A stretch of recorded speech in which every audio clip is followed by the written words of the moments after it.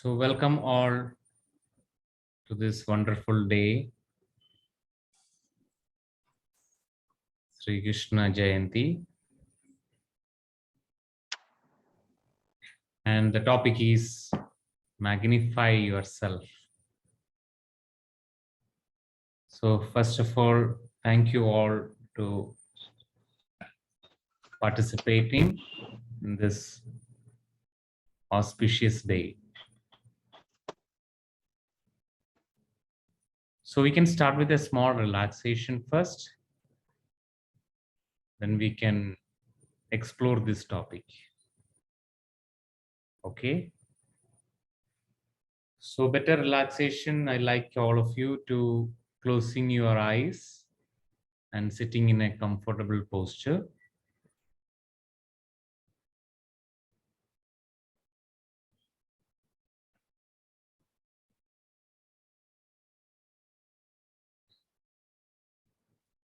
Once you close your eyes and making yourself comfortable, simply allow your whole awareness, your entire attention traveling through your body. Mentally, you are traveling through your body. You are journeying from the head down and down to your toes. Each and every place you are attending, deeply observing the sensations, the feelings existing in those parts. Starting from your head, completely attending your head,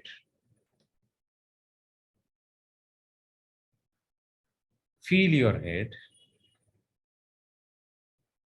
down and down to your forehead, down and down to your eyes, right eye, right ear, left ear, down and down to your nose, your cheeks, right cheek, left cheek, your lips, upper lip, lower lip, and down to your chin, all the way down to your neck and throat area. Feel the neck, feel the throat area. Towards your right shoulder, right upper arm, right elbow, right lower arm, right wrist, and right fingers. Thumb, index, middle, ring, little.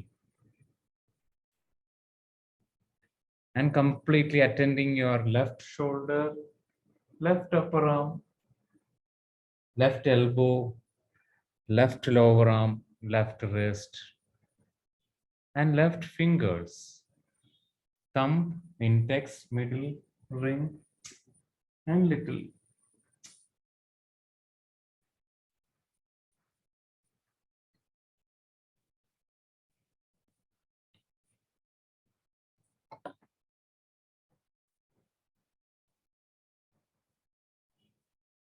Giving all your attention on your back, upper back, down and down to your middle back, down and down to your lower back.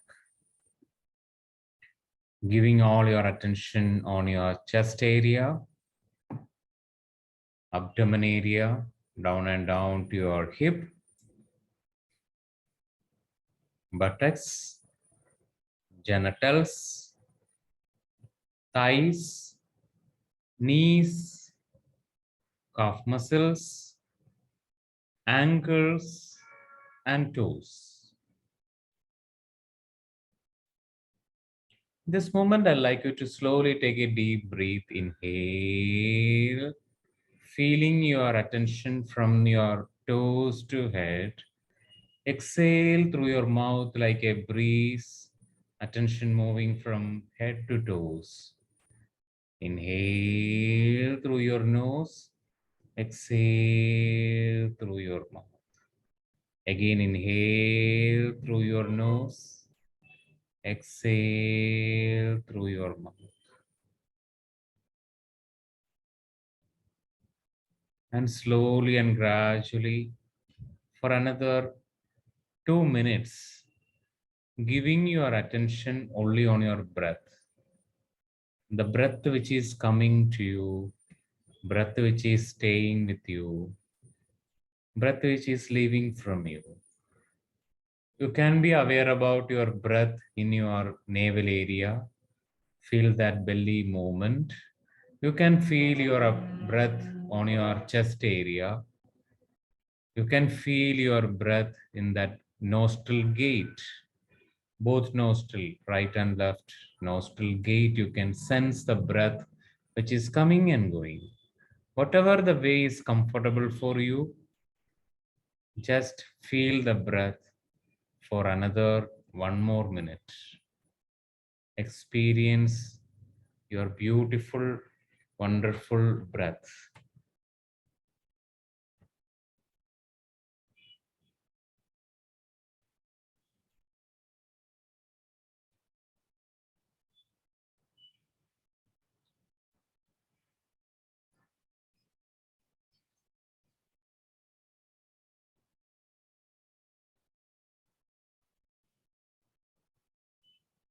Last 30 more seconds, give your whole attention only on your breath.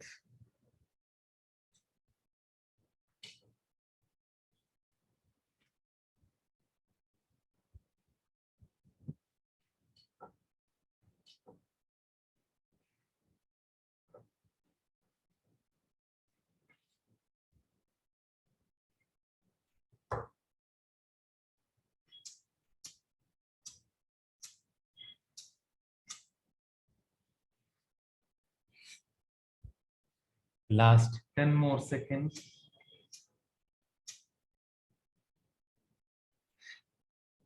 Giving all your attention on your breath. Feel the breath coming to you. Feel the breath going from you. Yes. Now, when you are ready, before opening your eyes, just mentally affirming or give an intention, feel that you can like a prayer for to the God that helping you, helping me to experience, to understand and explore whatever is coming to me in this auspicious day. Keep praying to create something new, a new beginning.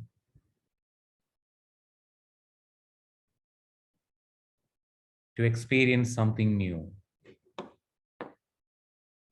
And now when you are ready, you can rubbing your palms, placing on your eyes, and open your eyes.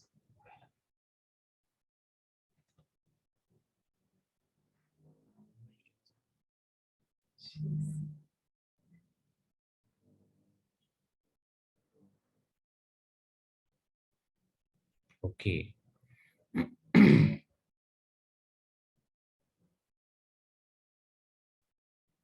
So today we like you to share a little bit about meditation.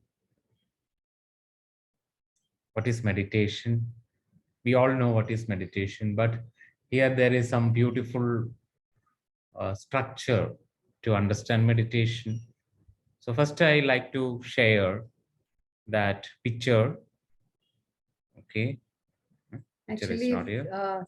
we have some new participants. That's the reason we are bringing in the topic meditation only for few minutes.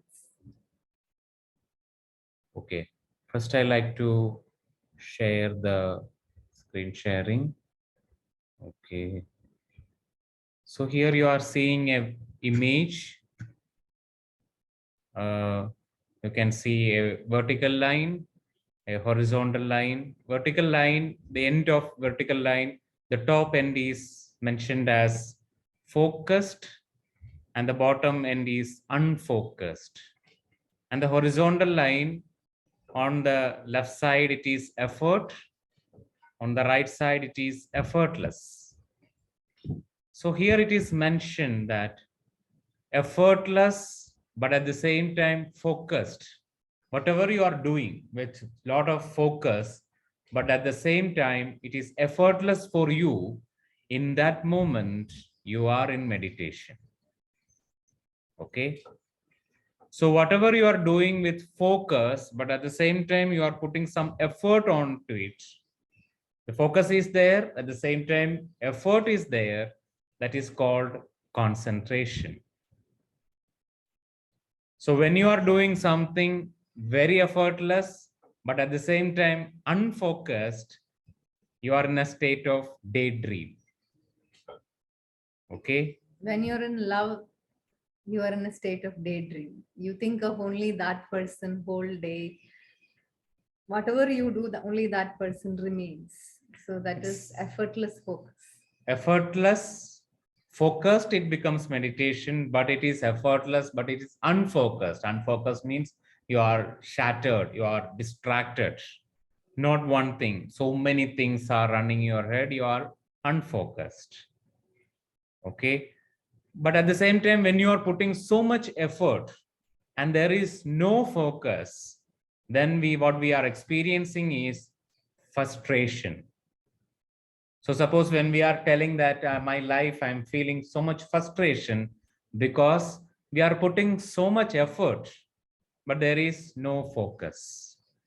So when we talk about meditation like this, when we observe it, okay, when you see, okay, for example, a businessman, that person has a lot of focus into the business, but at the same time, that person sometimes put a lot of effort.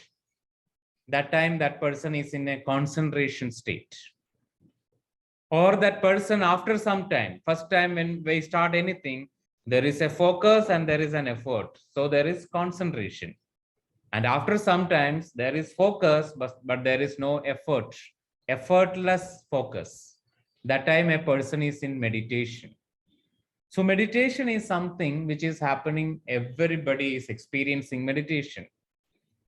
So normally when we are in a person who is in acting field, a person who is in any field, even a person who is just washing the dish, still washing the dish with immense focus, but that's doing, and every day the person is doing, there is no effort. So what happened? That moment is a meditation. It's a meditative state. But that person is unfocused and effortless in washing the plate. That time that person is in a daydream state. It is applicable in all areas of our life. So the question is, then why we need to do meditation as a practice? Because when we are focused and effortless, we are in meditation. So here important thing is that only help you in our lower state of spiritual evolution. It will never help to our higher state of spiritual evolution, because even there is a saying called, even a murderer, even a perpetrator, that person also use this meditative state in, because very focused, only thought about how to kill this person, but after some time it becomes so effortless. That person is in a meditative state. But what's the difference between a person who is meditating like that and who is meditating by sitting and observing the breath? The main difference is the quality, the evolution. The profound thing is our consciousness. Because what is the quality of the object? That determines the expansion of our consciousness. When we are putting our whole focus and effortlessly into something which is mundane in nature, our consciousness slowly and gradually moving towards a mundane nature. So that's why we need to put some attention to something which is higher in nature, giving more attention to something higher. And another thing is, when you are giving attention to an object which is temporary in nature, for example, when you are putting an attention to an image of Krishna, okay, today Krishna's day, but still you are giving only attention to the Krishna, giving attention, it's temporary. After some times, our mind feels it's temporary because it is not in a dynamic thing, because we lose interest, because we always like to be dynamic, we don't like to be static. So what happened, it becomes a temporary meditation. So a lot of people ask why we choose breath, because breath is a permanent thing. Breath is not going anywhere, and it is not outside of you, it is inside of you. And breath is always in dynamic in nature, because sometimes breath will come very quickly, sometimes breath will come very slowly. When you deeply observe, it keeps changing. So that's why in the whole ancient times onwards, breath is considering as a best tool for meditation, best object for meditation, because breath knows everything about ourselves. So more we give a effortless focus on the breath, because even we say, I don't know how to meditate. Meditation is impossible. Actually, yesterday my son shared a thought in his school is called impossible is only an opinion. So it's only an opinion. So meditation is always easy for everyone because we are already doing meditation. Only thing is the object. Sometimes our object is maybe in some other area of our life. But to experience, to expand, and to explore our spiritual consciousness, we need an object which is higher in nature. That's why we are choosing the object as breath. Okay. So now we are entering into the subject. So before entering into the topic, I like to share a screen. First of all, I want to know whether you are seeing the screen.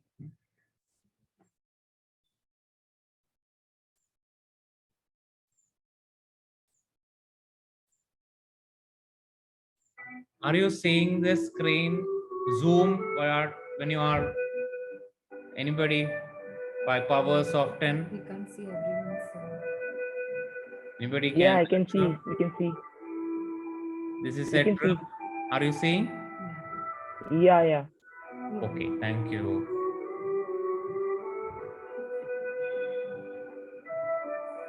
So we are just going through a journey. Maybe some of you already see this trip.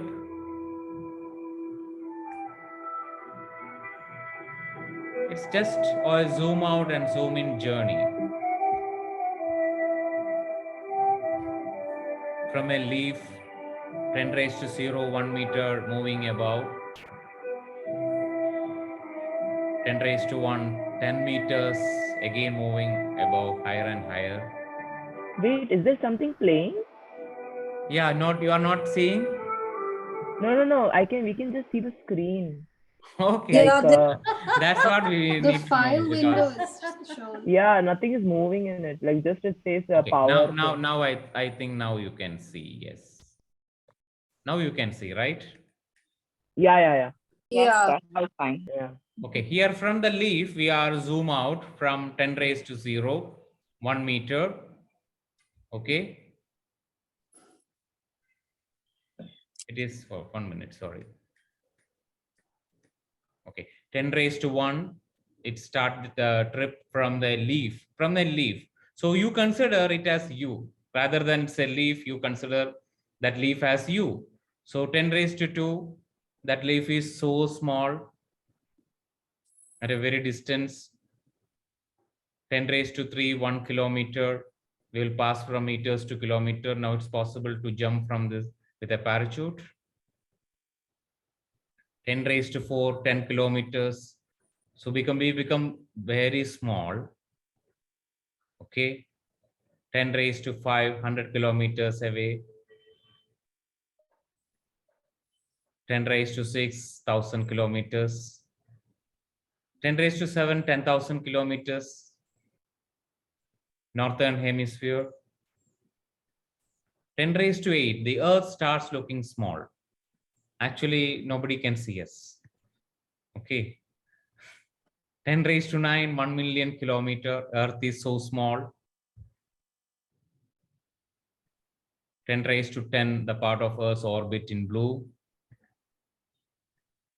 10 raised to 11, orbit of Venus and Earth. 10 raised to 12, 1 billion kilometer. So now, are you seeing Earth? Anybody seeing Earth? No. It's keep moving. It's called zoom out from this Earth plane. Zoom out from our own place.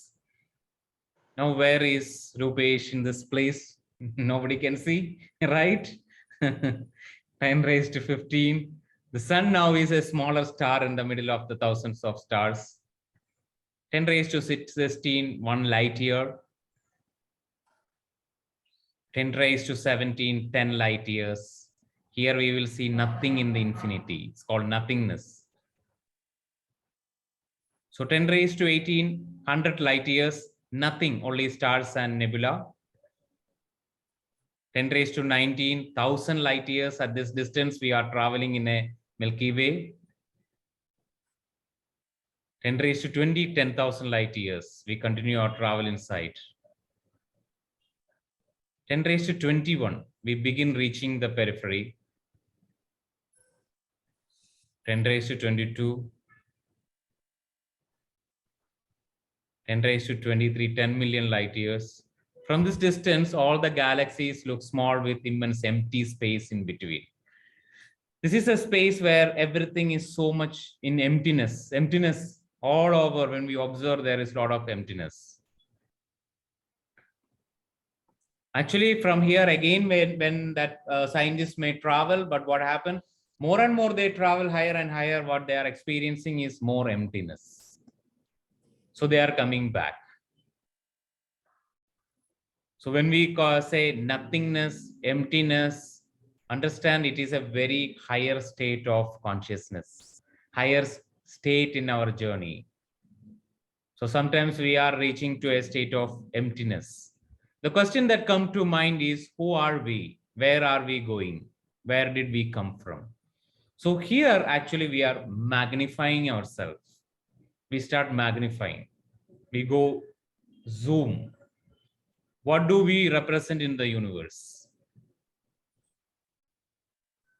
So when you consider you as a leaf, here we are going deep inside, getting closer at 10 centimeter, going deeper and deeper. You can see inside your body. Going more and more deeper, you can explore your cells. Again, going inside the cells, you can see the union between them.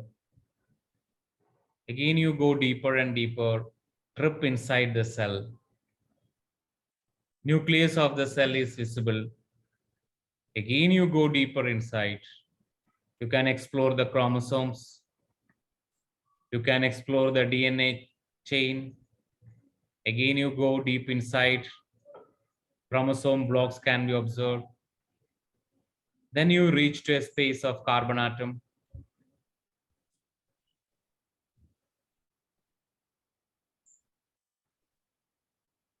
An immense empty space. But to go higher and higher, we reach almost, when somebody will notice that it's 10 raised to 23, that space reached to emptiness. Here only 10 raised to 12. Again going deeper. 10 raised to 16. We are at the limit of current scientific knowledge. But we reach to what we experienced in 10 raised to 23 in the higher dimension. So actually, magnifying means to understand your deeper power inside. That's why everyone is saying that we are the microcosm, and what we see outside is the macrocosm. We are carrying a big universe inside us. Sharing stops. Yeah. We are already carrying a big universe inside us. So that's why we need to explore by magnify to understand the potential of ourselves. Actually, what Krishna did in front of Arjuna is to magnify his self, to go deep that self, That's what Arjuna saw once the Krishna show his Vishwarupa. So everything is existing there. Then So we become everyone in this world, everything that exists in the world. That's why Krishna says that I am the Duryodhana, I am the Shakuni, I am the Arjuna. Everything is in him. So that's called we are in a oneness field. Oneness field doesn't mean that we are not existing. We understand that everything is existing in me. So more we understand this concept, only we can understand how we all helping each other in this evolution process. We all helping each other. Helping each other doesn't mean that you are going there, reaching out or do something. Real helping each other is in your being state. So that is called our meditative state. When you are in a being state, you are focused on something higher. And you are in an effortless journey. You are in a very being state. So that time, actually, we all knowingly or unknowingly helping each other. So that time we knowingly or unknowingly understand our deep possibilities, potentialities. So anyway, already I share one, we share in that topic called an ounce of experience is more important than tons of information. So we need to experience, because we say that experience shape our life. Already we know that the belief creating the reality. The thought is creating the reality, and where the thought is coming. Where this thought is coming. Because we normally experience a thought. Sometimes we are in a very thoughtless state, but still certain experience happen. So what happened from that experience, there is a thought form coming, there is a belief coming. So that's why I like to share one thing very interesting. It's my experience yesterday happened in my life. It's a very profound two teachers I met. Both two teachers are from Udupi restaurant. Okay, yesterday in the evening, I go to an Udupi restaurant to order for one of the dish which we all like is paneer pepper fry. Okay, so I am saying to that waiter that I want paneer pepper fry, and that waiter is talking back that you want paneer pepper fry. So I say, yeah, I want paneer pepper fry. Again, that person is asking, you really want paneer pepper fry? I said, sure, paneer pepper fry, 2 plates, confirm. And after some time, I am just outside, I am calling and I am in observing a book, reading a book. And after some time, that person called me and say, okay, your paneer butter masala is ready. I said, why? What is this? Because I said, I want paneer pepper fry. Then what happened? That person said, no, you said paneer butter masala. That person is standing like anything. Then I said, okay, maybe you listen paneer butter masala. But what I say is paneer pepper fry. So give me paneer pepper fry. Then they go and give me this. But I wonder why I experienced this. So that day I realized one thing, that in sometimes whenever I am in teaching, before also and now also I am experiencing the same. Sometimes when we are in teaching, we say something to the students or the audience or whatever it is, participants. So what happens? Some participants say, yes, okay, meditation means observing the breath. So they also say meditation means observing the breath. And after some times, they are not observing the breath. They are observing some image. And after some years or months or weeks, they share that, oh, last time I observed the image and I am not getting anything. Then I said, I'm not asking you to observe the image. I'm asking you to observe the breath. So then I always feel inside a very negative feeling that why this communication is not correct. Is it a problem of me? Sometimes I feel like that. Is it my problem? Because we learned that everything we need to look inside. But yesterday, what wisdom I got is, whatever we are saying, whatever they are saying also, what is already in their mind, they can only do that. They can only hear that. Actually, even if they're repeating what we're saying, they're actually hearing what is inside themselves. That is why a lot of misunderstandings also happen in life because of that. Even in our classes also it happens. We say something and people get triggered and then they come back, and sometimes they don't come back also. Because they are actually hearing what they want to hear.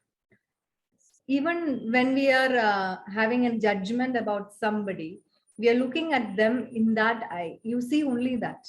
You don't see the actual person. So that's the reason actually we really need to meditate and emptiness. So listening is one of the highest quality of our spiritual nature. So really you want to elevate, even we do all whatever the meditation, the first ability or the one of the quality of Krishna is listening. Krishna listen. Krishna not enter into any assumption. Krishna really listen. So even we need to magnify ourselves, to know ourselves, to go deep within ourselves. We need such ability to listen, because in this universe, in our life, nothing is a waste. Nothing, no conversation, no experience is a waste. Even sometimes we feel it is useless. I spend a lot of time wasting. No, every experience is important. The only thing is we need to understand the deeper meaning of that experience. To understand the deeper meaning of that experience, we need to uh, release or to shatter something inside. So today, the first process we are doing is, you can chat now. First thing is, always we say that we need to create anything new, where whatever you want to create in this life, when you want to create new things, first thing is you need to accepting this current reality completely. Present, you are in this present moment, you can accept the whole present moment completely. So when I am saying like this, you may feel like a big elephant task for you, or a Himalayan task to accept everything now. Yeah, I know it's not easy. It's not possible easily. Possibly is only my opinion, but it's not easy. But the easiest thing is, first we need to understand what in this current reality I am unable to accept. I still rejecting. I still say no to a reality. I still say, I don't want this in my life. What is it? Find that single thing. Then we can do a meditation, do a process. Once you get it, you can just type in your chat box.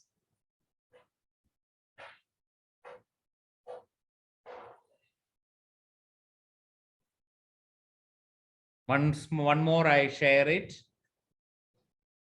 Whatever we need to creating, first thing we need to do is to accepting this current reality completely, accepting our present state completely.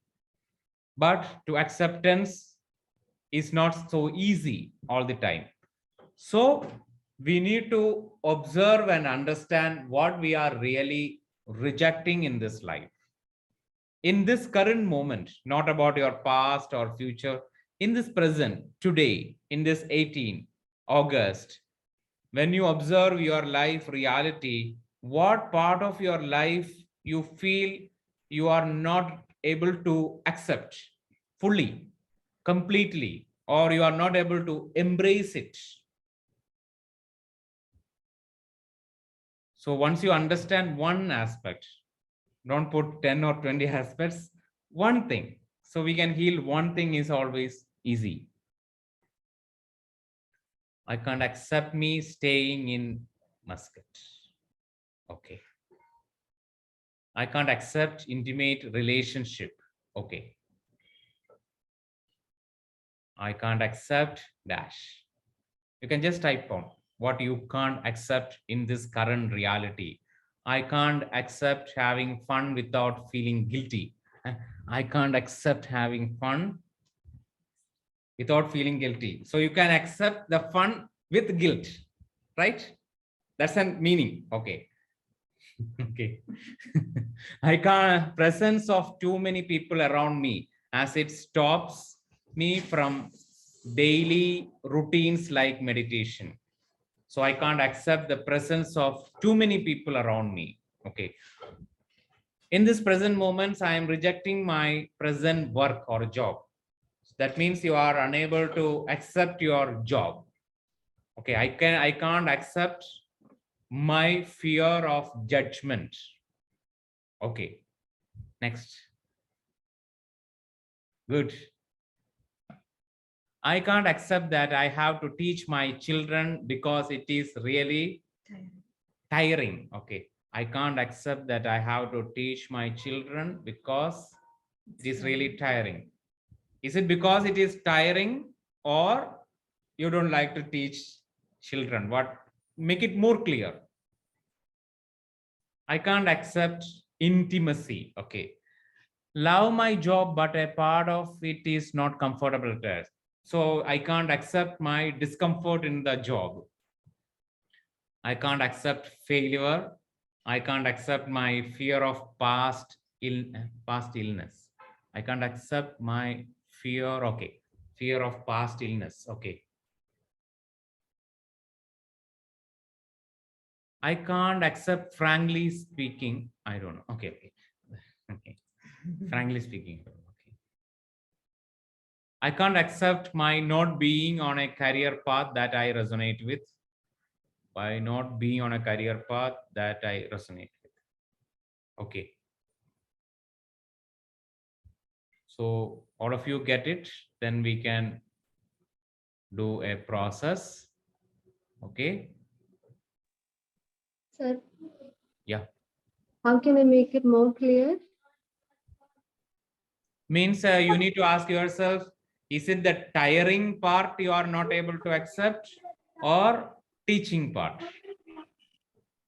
Both, but especially the tiring part. Okay. Okay. That's it.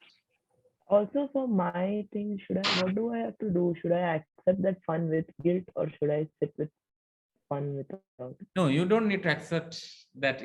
What you write is okay, fine, perfect. Accept Okay, that. okay. That's what you are not able to accept. Okay. Okay. Yeah, okay. So now we can do a process. Okay. When you are all ready, and accept fear of problem in family. Okay. Can't accept my not being on career. Okay. Thank you. So now I like all of you to close your eyes.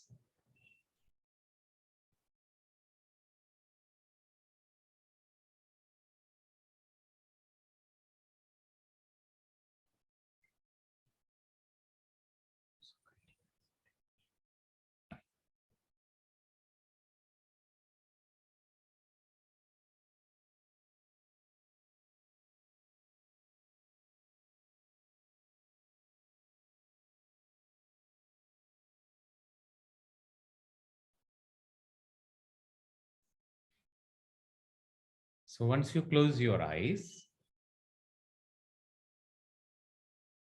first for 1 minute, give your full focus on your breath and effortlessly be with your breath for 1 minute. When you are with your breath, you just put an intention, or you can visualize a bag or any waste basket like thing, or a basket or whatever. Feel like that is in front of you. And with each and every breath, you are telling to yourself that I am for a while in this process, in this meditation class, I am leaving all my seriousness into that bag or into that box or in that bin, space bin. Just leave that seriousness inside. And I am allowing myself to relax. Relax my body, relax my emotions, relax my mind.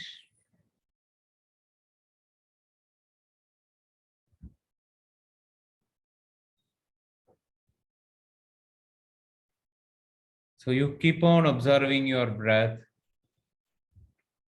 Feel like breath is like a fuel, and you start your journey inside your headspace, observing and giving attention inside your headspace.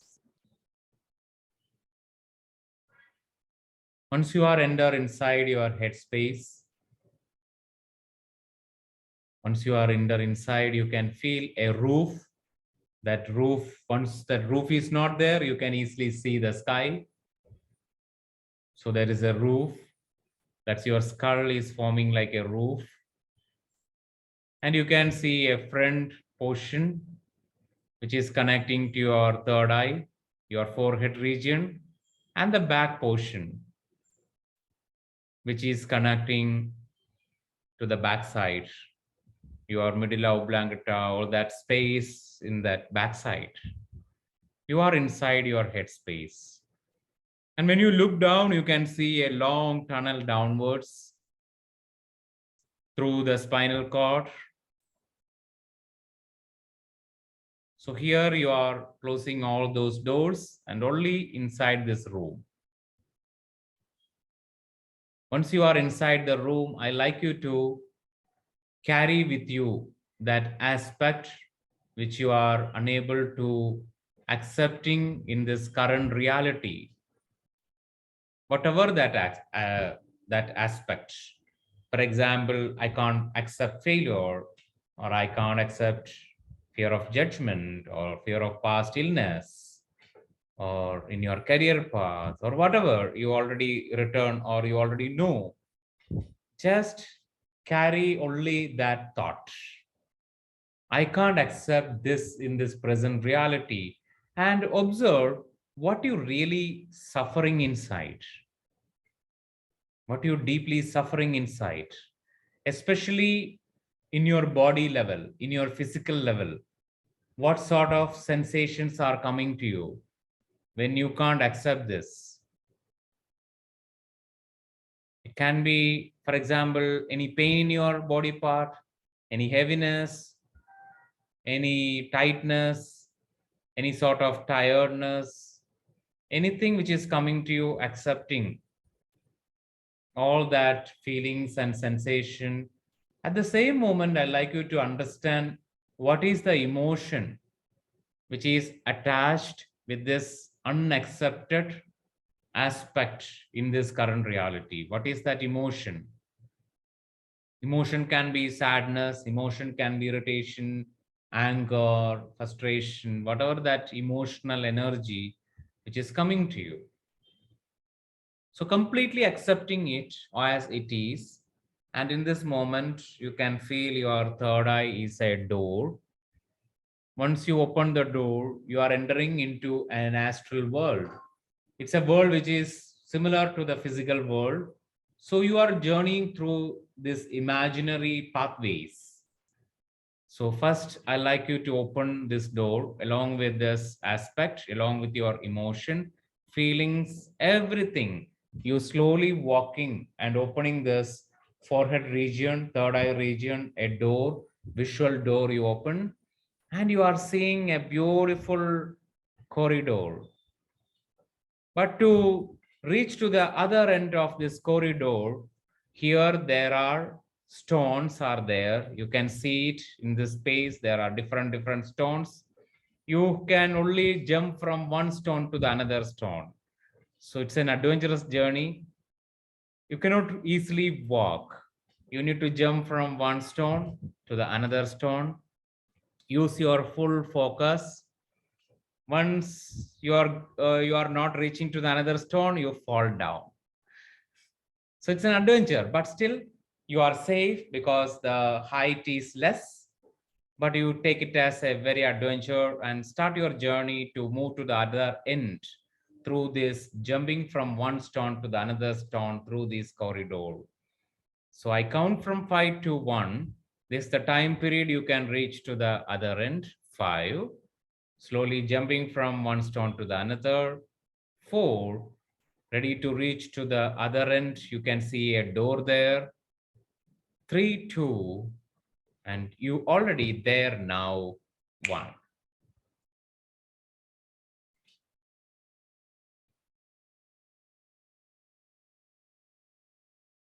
You reach to that door. In this moment, I like you to open the door. You are entering into the first room. The moment you enter into the first room, you ask one question. What is the positive purpose of the aspect which I am unable to accepting in this current reality? Can you show the positive aspect? The moment you ask this question, the first candle in that room is really become brightened. You can see that room is no more dark now. So in that light, observe what you are realizing about the positivity of the aspect which you are not able to accepting in this current reality. What is the first positive thing you are realizing now? Once you realize that positivity, observing what is the sensation, what is the feelings, what is the emotion which is coming to you, along with this one candle.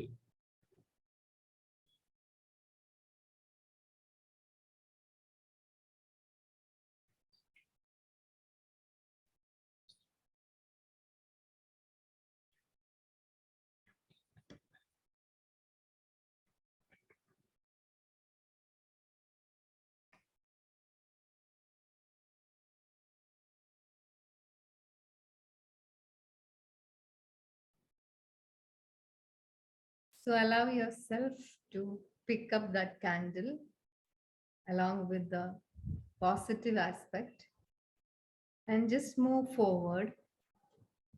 And as you're moving forward, you're allowing yourself to observe everything that is around you.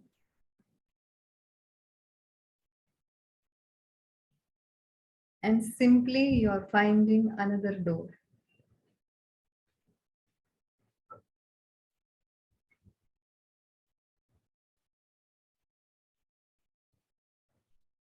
Allow yourself to open this door. And as you're opening this door,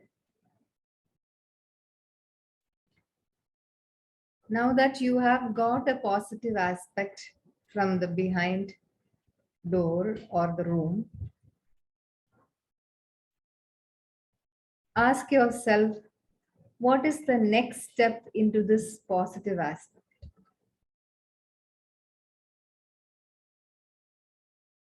What it can lead to? Something positively, what it can lead to.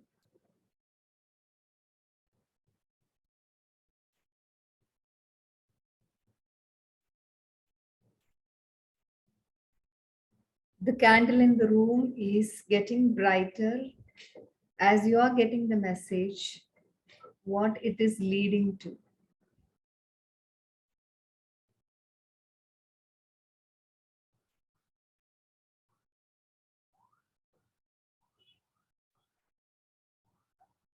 The room where you are now, you can experience there is 2 candles already there, and the candle in your hand together make 3 candles. So you are experiencing a very bright light inside the room.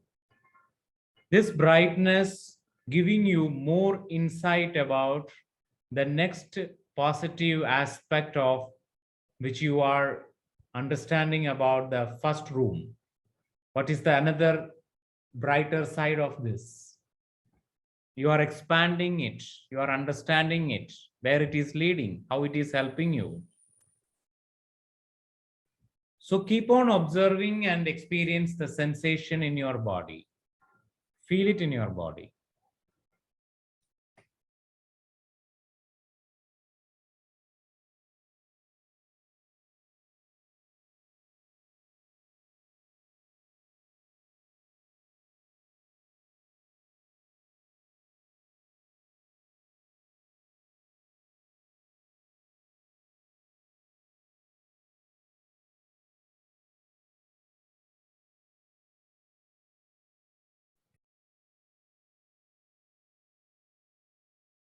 Once you've got the message, allow yourself to carry the message along with the two candles. Carry the two candles.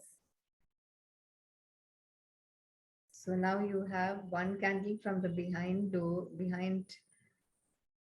First door. and the two candles from here. So you have total 3 candles. And you are entering into a corridor. As you are entering into the corridor, it is getting filled with a lot of water, and it is a free flowing water body. And to get into the next door, you have to cross this flowing water, and you're getting into a piece of wood.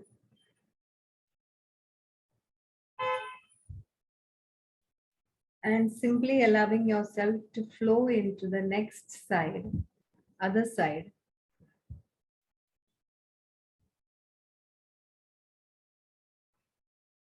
And once you reach the other side,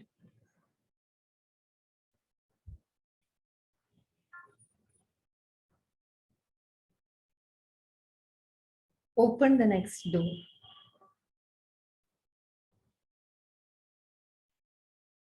So enjoy this journey through that wood, traveling through that water body. Experience it along with this 3 candle. You are completely so much in that focused space. You are really experienced the adventure of traveling along with this candle. Moving to the next door. I count from 3 to 1. That counting help you to reach to the next door. 3, 2, and you are there in front of that next room, in front of that door. 1. So once you are there, you can slowly open that door, entering inside that room. Once you are enter inside the room, you can see there is 3 candle lightened. It's a bright room. And along with your 3 candle, together make a 6 candle. That room is so brighter.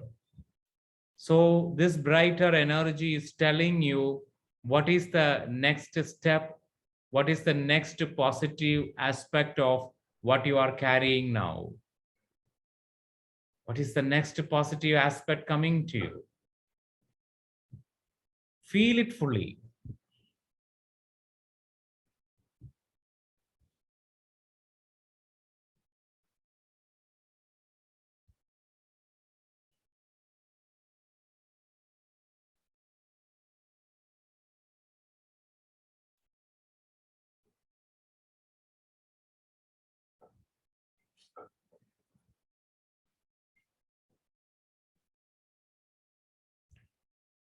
Once you get that positive aspects, now you know you have 6 candle. Hold all these 6 candle and you can see another door. Once you open the door from this room, you can see a tunnel. That tunnel is directly, it's like a bypass connecting directly to your head cave, the cave inside your head space. But through this journey, through this tunnel is really amazing for you. So many things you can see in this journey, and very quick journey. Your perception expanding, your understanding expanding, and your consciousness is expanding and your energy is multiplying in this journey. Open the door, just let inside this tunnel. I'm counting from 3 to 1. My count reach 1. You reach inside the headspace with 6 candle. So your headspace is brighter and brighter than before. 3, ready to take this adventure, entering inside, slipping all the way down, down, down, and very quickly reaching inside this headspace. 2 and 1. So along with this 6 candle, now you are inside your headspace. Once you are inside the headspace, observe the bigger understanding, that positive understanding of the aspect which you are not able to accept before. With all these positive aspects, observing your current reality, what you are experiencing about this current reality. It's all your choice to experience and feel, and stay there for another 30 seconds. What is the new insight about this current reality?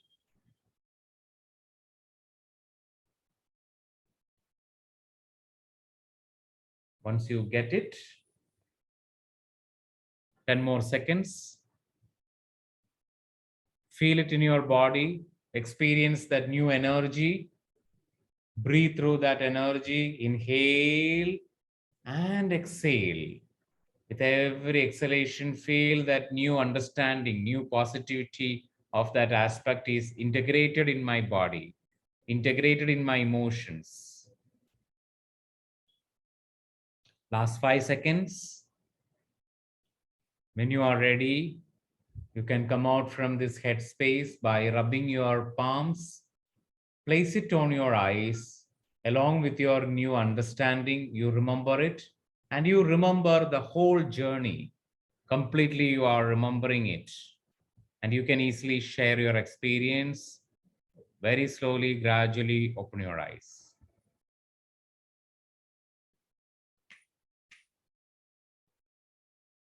Yes. Yes, Charu, you are.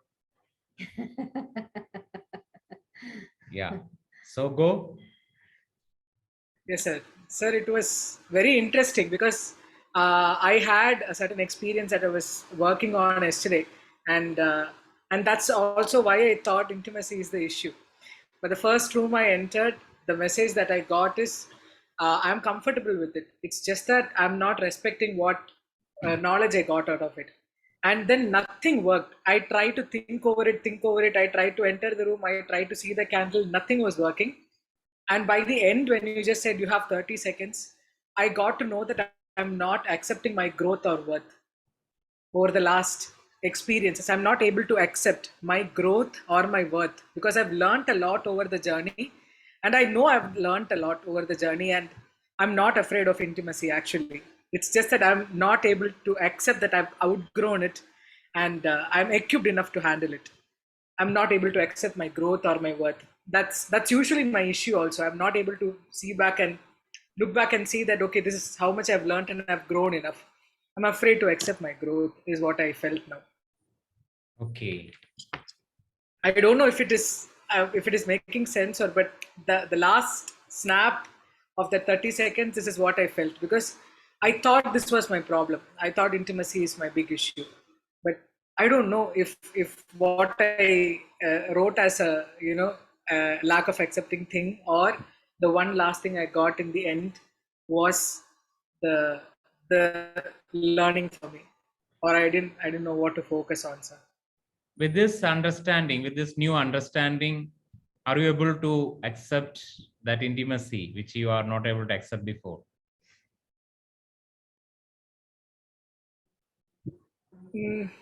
No. Hmm. Intimacy is not about any physical space or anything of that sort. It's just that I'm afraid that I might not hold up my own values or strength or my growth in front of another person. I always have a fear of others overpowering me, or that I float to their values or to their thoughts much more than I hold mine. So I will succumb to them rather than I standing up for myself. So I don't know if it is interconnected actually.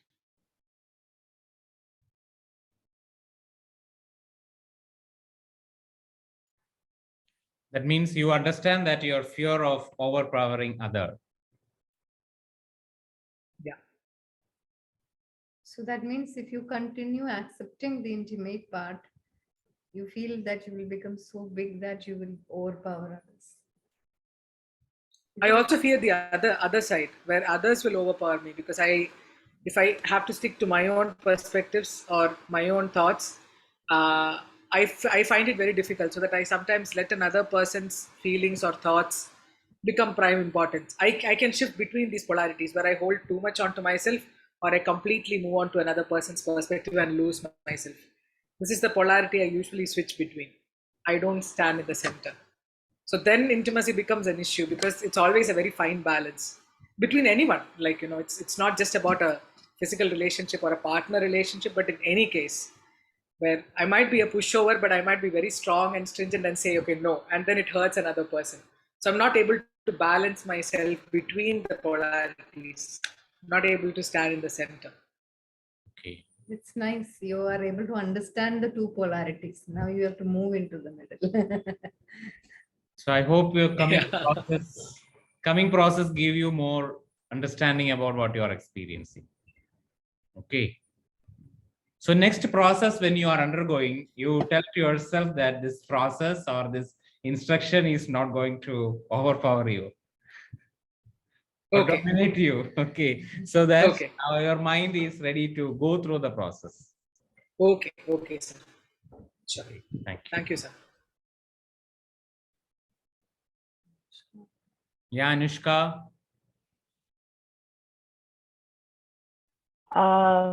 Yeah. So when you said to go into the room, right, to get the candles, the first candle, and it was bright. So the thing is, my thing was I'm unable to have fun without feeling guilty. Yeah. So the reason why the thing is there is because I feel like if I have too much fun, then I won't be able to become like successful in life. So For like, the success, actually, you are not accepting that. Yeah. Yeah. And it's like the first room said that it was because of this success, and to grow in life in general, to like be completely in my like that powerful self. There was a lot of confidence in that room. And then we had to take the candle and we had to go to the second room. Then we had to take so many candles and go. Towards the end, you said carry 6 candles. I'm like, oh my God, these candles are very big. How am I going to carry it? Like, it's very big. Like, it's like tall candles in my hand. And I'm like, how am I supposed to carry this and come back? I have like only 2 hands. Light is your burden. And I was feeling very hot. And, but like, when we sat in that, the wood thing to go on the water and everything, right? I realized that that time holding the candle was not heavy. It was fun. So each room I went to, it started becoming more fun, like to see all of this. And when I came back to the original room, it was like, it's like I realized that I can coexist being this person and also having fun in the picture. Like coexisting should be a thing, which I don't do usually. It's either this or that for me. But like I've realized like it's okay to coexist with these two things, like aspects. But So you yeah, so understand that you're carrying for success. yeah. And I was like, it shouldn't be just a one limited view, of what my perception of success is. Like, it's just usually just going with it, being very focused, goal oriented. So in that process, I realized I can have fun too. That whole thing should be a fun process, but I leave the fun aspect out of it, and then I just do the other part. So that's what I realized. And then the candles became okay for me. Okay. So yeah. So now you can accept the fun without feeling guilty? Yeah, I'm getting there. Getting there. Yeah. Okay. Namaste, sir. So this is Reshma. Yeah, Reshma. Yes, sir. actually, when I had that same fear, as you mentioned, even when I have fun, I feel guilty. The whole point about everything is like, I feel if at all I'm doing something that makes me happy, I wonder, okay, is my child involved? I always have that feeling. Is she, I like her to go out with her friends and have a good time, or, play or do anything creative that makes her happy. But I usually don't take time out for myself. So I keep feeling every time if I, do something and I think, oh, wow, I'm, like letting go of myself, I start feeling guilty. I realized this thing when you said that I have such a thing in behind, in my mind. So I understand that I cautiously telling myself I need to let go and just chill sometimes, but it's a little difficult for me. So that is one lesson, one awakening I had with this meditation. And there's another aspect. So actually, when you were taking us through this, I realized that I have an image of myself in my mind. Always I've had as a child while growing up, my parents' voice in my head telling this is right, this is wrong. So I've followed through with that. And now being a grown up, I still feel like I should always do what is right. And certain things are not, certain things are wrong. I've reached a point where I realize, no, there are things where you need to break out of those molds, and these molds are things that I have created for myself. So that is another realization I've come to, that you need to live your life, just live. That's the lesson, that's the takeaway for me through this. And there are points where where you have to let go, you let go. So that's been my learning from this. Thank you. Our third Yes, person Priya. seem to be on this. What you should be, to let go of that. So we are coming to that. Right. It's nice that you shared. Yes. Okay. Thank you, Kajal. Thank you. Yes, Hi. Kajal. Yeah. So I have more questions. I have no answers. So I understand, my issue is that I'm not really on a career path that I resonate with. And I realize that it's because of my own fears. The fear that I'm not good enough for what I have in mind. And what is the answer to that, solution to that? I don't know. I knew it's a fear, but I just know now that the fear is that I'm not good enough. That's the only answer I have so far. Okay. Okay. Now, when you close your eyes, okay, when you already shared that you are unable to accept that career path, okay, you are in that path which you really wanted. So when you are not, by not being on a career path, that I resonate, okay, not being in the career path which you are resonate, what is the positive aspect existing there? The positive aspect is that I have learned many things that will eventually help me with that path once I get there. Okay. So with Which that, I would not have, if I had gone directly into that path, I would not have had that learning. Now, whatever I have learned, it will be helping me. so that means you learned so many new things. So by learning so many new things, what is the thing inside you is again brightened? What is the next positive aspect of learning new things? It just says that now I just have to actually jump into it and take a deep dive. But the fears hold me back. It's like, when you just commit, I have to commit to it and I have to just jump into it, and that's the only way of doing it. And I'm not able to do that. No, his question is, now you have got a positive aspect that you have Yes. learned so Yes. many things, right? So when you have learned so many things, what is the next thing positive coming out of it? I don't have an answer to that.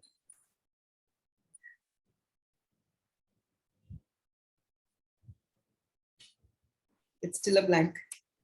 Suppose you just imagine that you are a child, okay, you have an ability to learn new things. Once you understand that you have the ability to learn new things, then what can be the positive experience which your life brings to you when you have such ability? I think it brings on an openness towards learning further things rather than holding them off. And I just, I'm just feeling that now I have the skill sets and the knowledge, but I just need to manifest it without holding back. So I just need to learn how to manifest it without my fears. That's all I need to work on.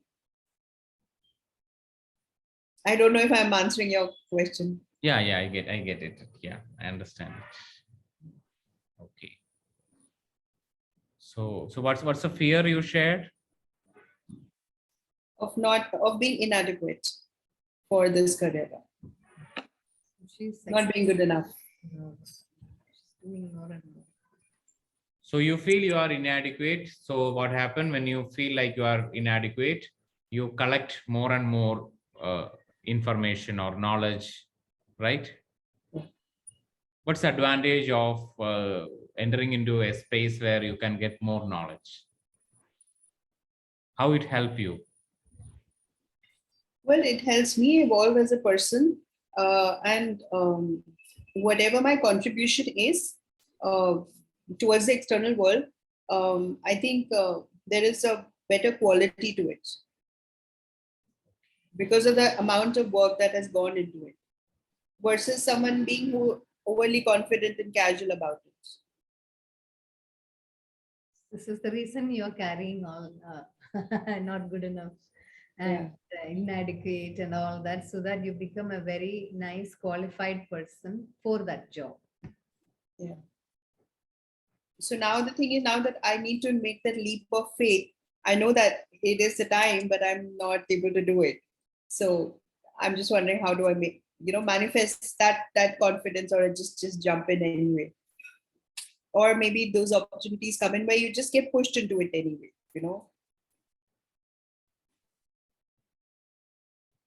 Okay. Through this process, now what we discussed through this process, what is the gift you realize now inside That you? I have, no, the fact that I have reached this state where I can tell you this much, I had not reached that earlier. So I know this, that clarity is there. The gift is that I have all the tools, I have everything I need really to do it. That is the gift. Okay, thank you. Thank you. Yeah. So we can continue to the next process. Okay. So next we like to share about, there are 4 pillars which help to magnify yourself. There are 4 pillars are there. The first pillar is courage. The second pillar is compassion. The third pillar is connection. And the fourth pillar is vulnerability. So the courage means the courage to tell our story to the world. How much you are courage to tell your story to the world. So that's the process we are doing now.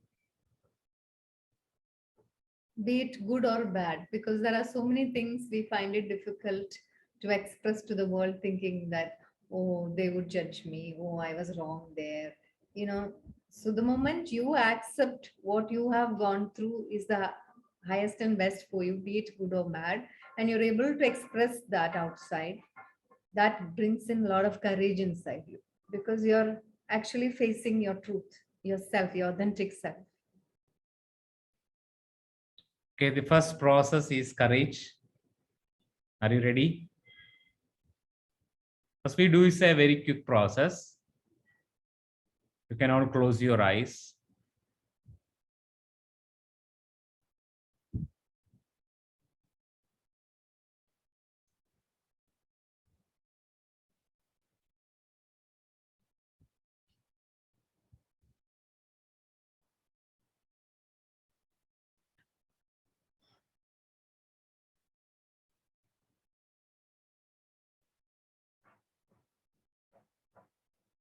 Once you close your eyes, just allow yourself to tune into this moment.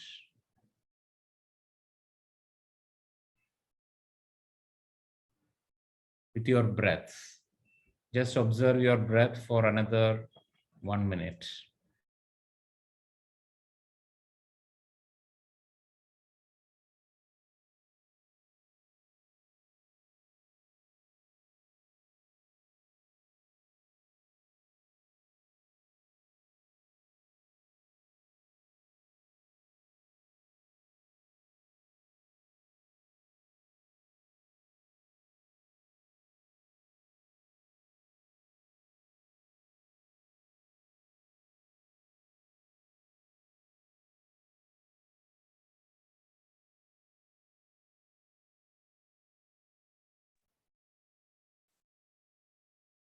So more and more you observe your breath. Just allow yourself to awaken your deeper ability of imagining, visualizing things very easily and effortlessly.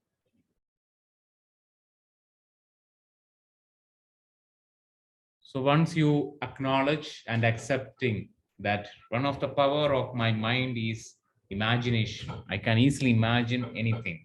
I can easily visualize anything. So in this moment, when you accepting that quality of your mind, I like you to visualize in front of you a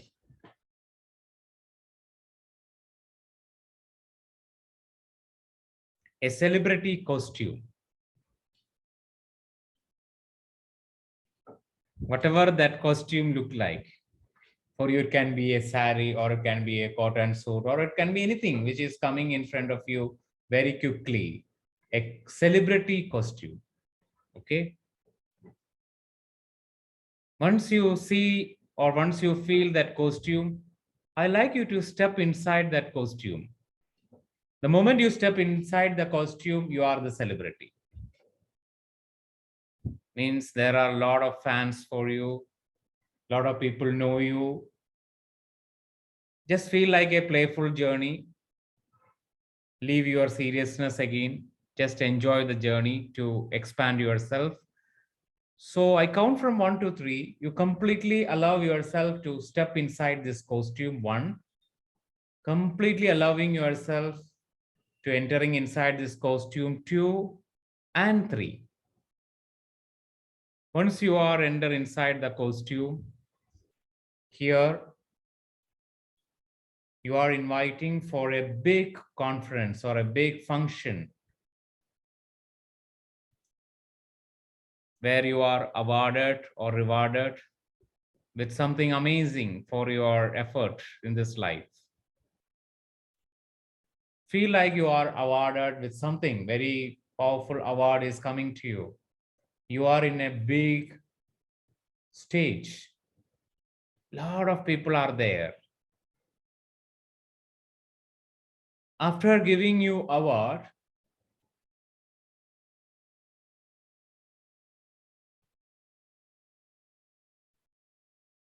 you are getting a chance to share your life story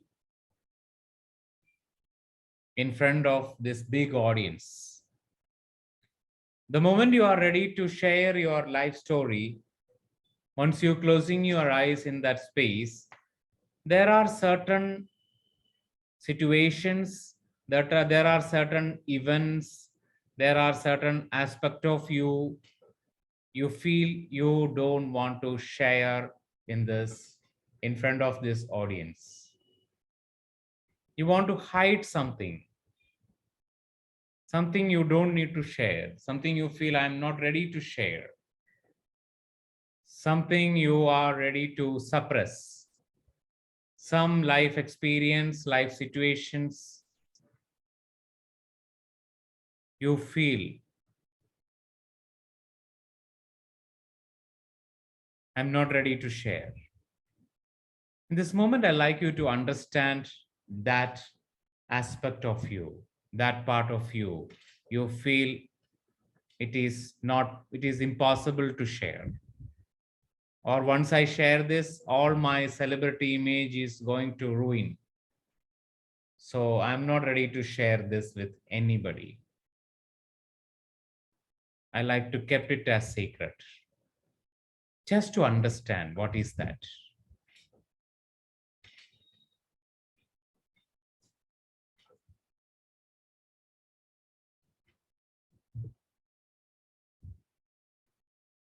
The moment you understand it, I like you to observe deeply what age, what time period, how old you are, that experience, or that year, just to know all that things.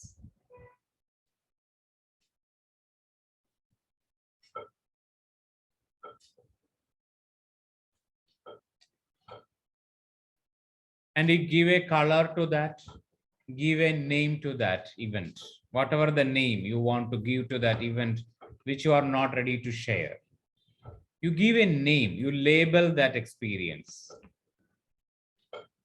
Just remember the label, remember the color, remember your age.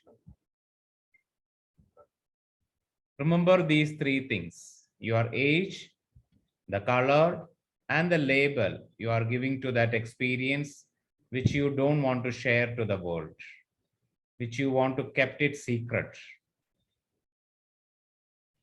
Once you know it, you can slowly open your eyes.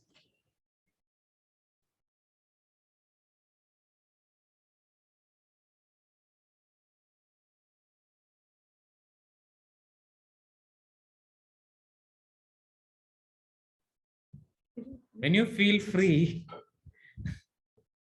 you can share that age, that color, and that label you give to that experience. You can only share that age, that label, that color. In your chat box, you can just type. You should have a courage to do that. Yeah, they're not sharing their experience. They're only sharing the cue of that experience, like labeling. Yeah, Surabhi. What is a label? Like, what is Label example? means you are putting a word to that experience. For that, sometimes we say this experience, you say it's bad, or it is danger, or shameful. Like that. It's a label. Fine. Embarrassment, yellow, 36. 16, purple, shameful, traumatic. Wine red, 20s. What means me? Green age, green color. 4 to 5 year, green, speak up. 12, silence, pink. Age 45. 27, red, unacceptable. 28 age, traumatic, black, brinjal. Label, highly classified. Color, red, age 36.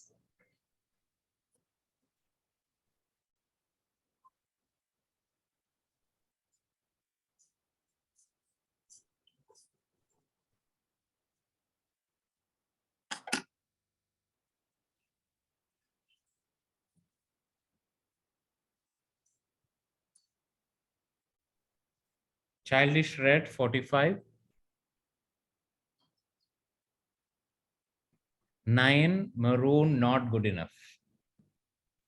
Okay.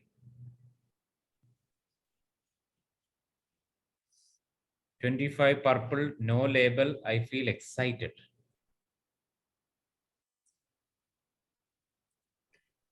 Sir, can I ask something?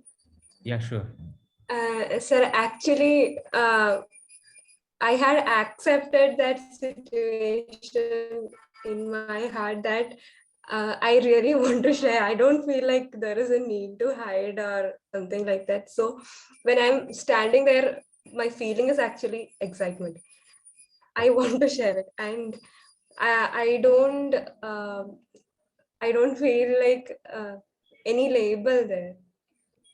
Okay. It's something which you can share. The question is something which you feel it's Difficult to share. Difficult to share. You don't want to share. Is there anything like that? This was a situation, but I have accepted it. Like that acceptance has come, and I don't feel like nothing like that in my life right now. I don't feel like that. So that means you are already in that courage zone. Okay, happy to hear that. Yeah, Thank you. when there is nothing, it's okay, because we are all in this area to work on ourselves and journey. So you already reached the first pillar, courage. Then fine. Okay. You can just enjoy this meditation. Relax. Okay.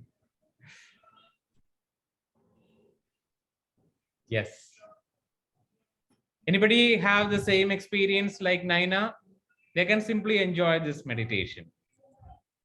They feel like, okay, I have nothing to hide. I can easily be transparent to the world. I can share everything to the world. Okay. Okay. 22 black, not ready. Okay.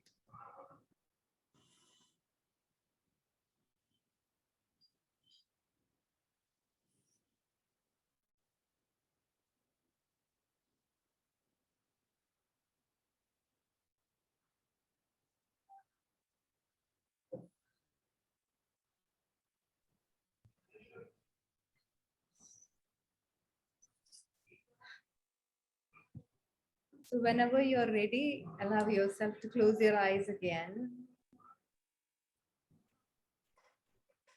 and tune your awareness inwards, connecting to your breath and to your body.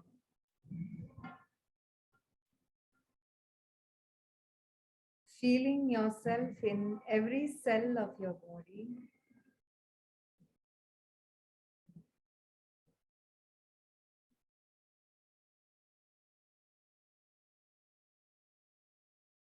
Now that you have this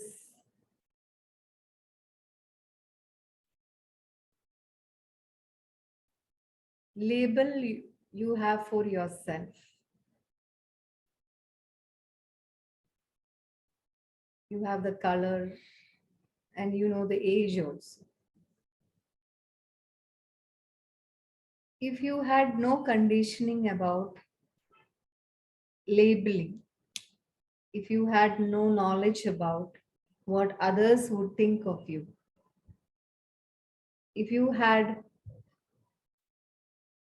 no previous ideas about that particular situation, how would you look at it?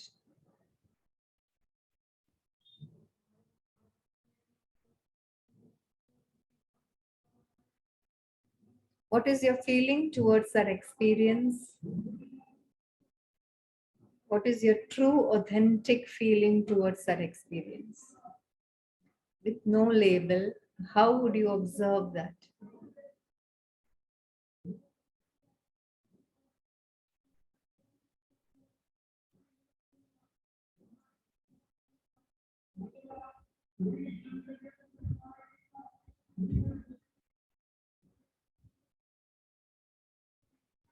If you are to ask your spirit or your soul within you,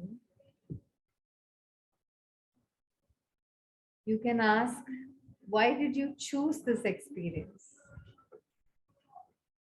What is it that you really want to know or experience going through it? Without any label, any ideas, if you are looking at it, what is it that you really wanted to experience there?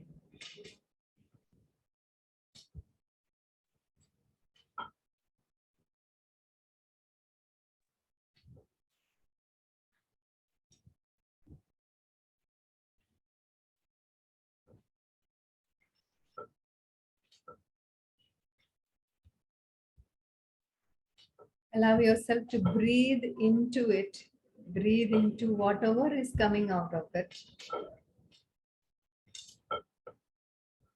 And simply accept that your soul wanted to experience this, to know something or just to simply experience it. So when you are simply observing that with no label, with no ideas, with no other strings attached to it, you're simply being aware that you chose this experience as a soul experience for your evolution. And it has given you a new perspective, new understanding about something. With no judgments, now simply embrace that situation as it is. Simply accept that situation as it is. That you chose to experience this from your free will, from your soul's path.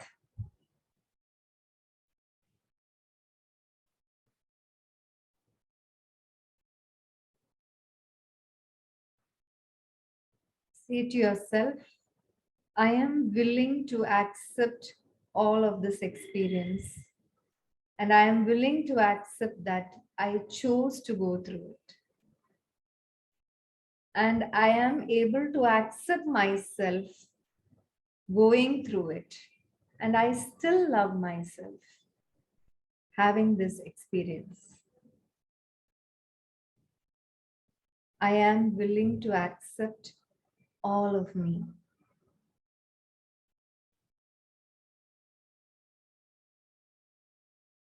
Tune into your unconditional space within your heart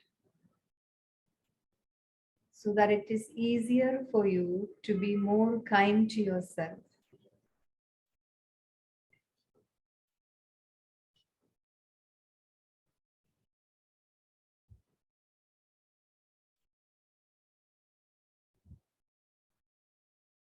Allow yourself to breathe out anything that is heavy, that is coming up, and simply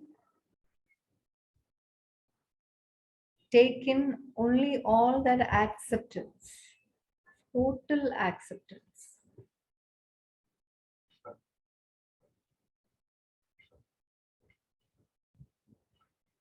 No matter what others are saying, what the society has labeled, what ideas people have given you, nothing of this is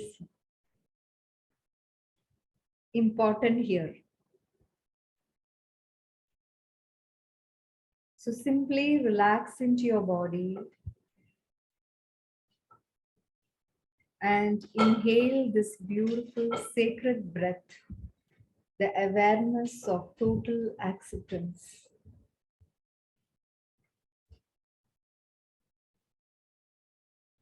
And breathe in, feeling a growing sense of contentment just to experience this moment.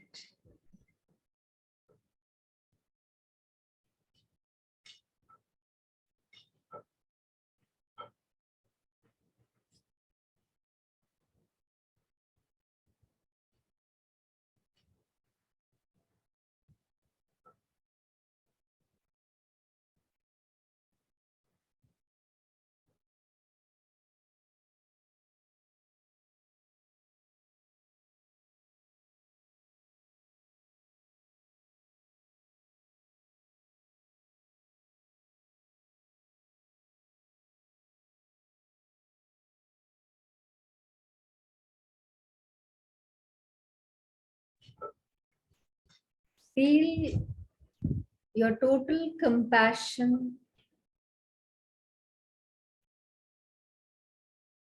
for yourself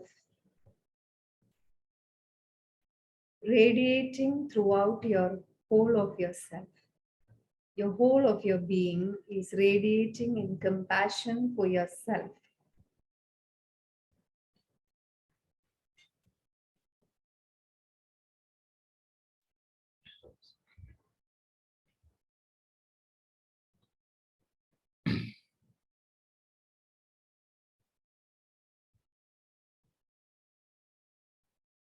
With this understanding, again, I like you to go back in that same stage where you are a celebrity. You are getting a chance to share your story. Observe with this new energy how you are delivering or sharing your story with everyone.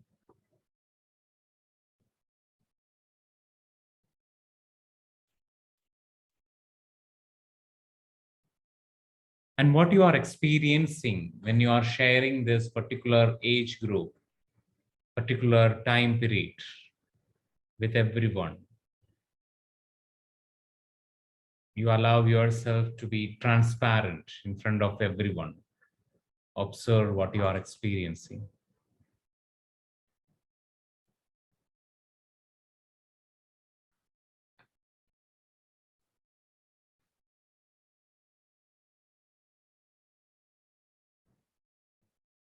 Just be aware about all that things which you are experiencing in that space, whether it is your emotion, your feelings, your knowing, while you are sharing that particular part of your story with everyone.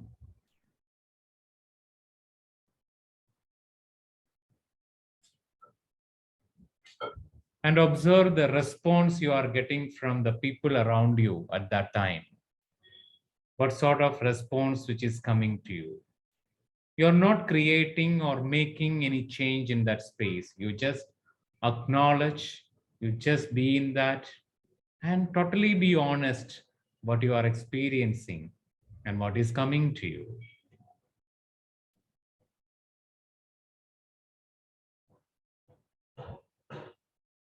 So once you understand what you are experiencing while you are sharing and what you are getting back, the feedback or the response from that moment, with that total understanding, I like you to very slowly, very gradually coming back. 1, coming back to explore more deeper and deeper inside you. 2, 3, 4, slowly rub your palms, place on your eyes and open your eyes. You can share what you experienced. And 5, open your eyes.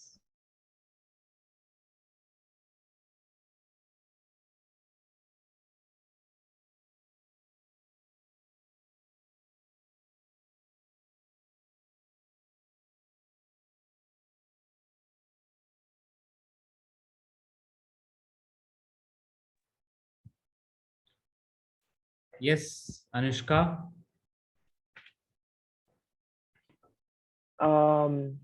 Like I didn't expect to get so emotional in this process. That was one thing. Emotional. Okay.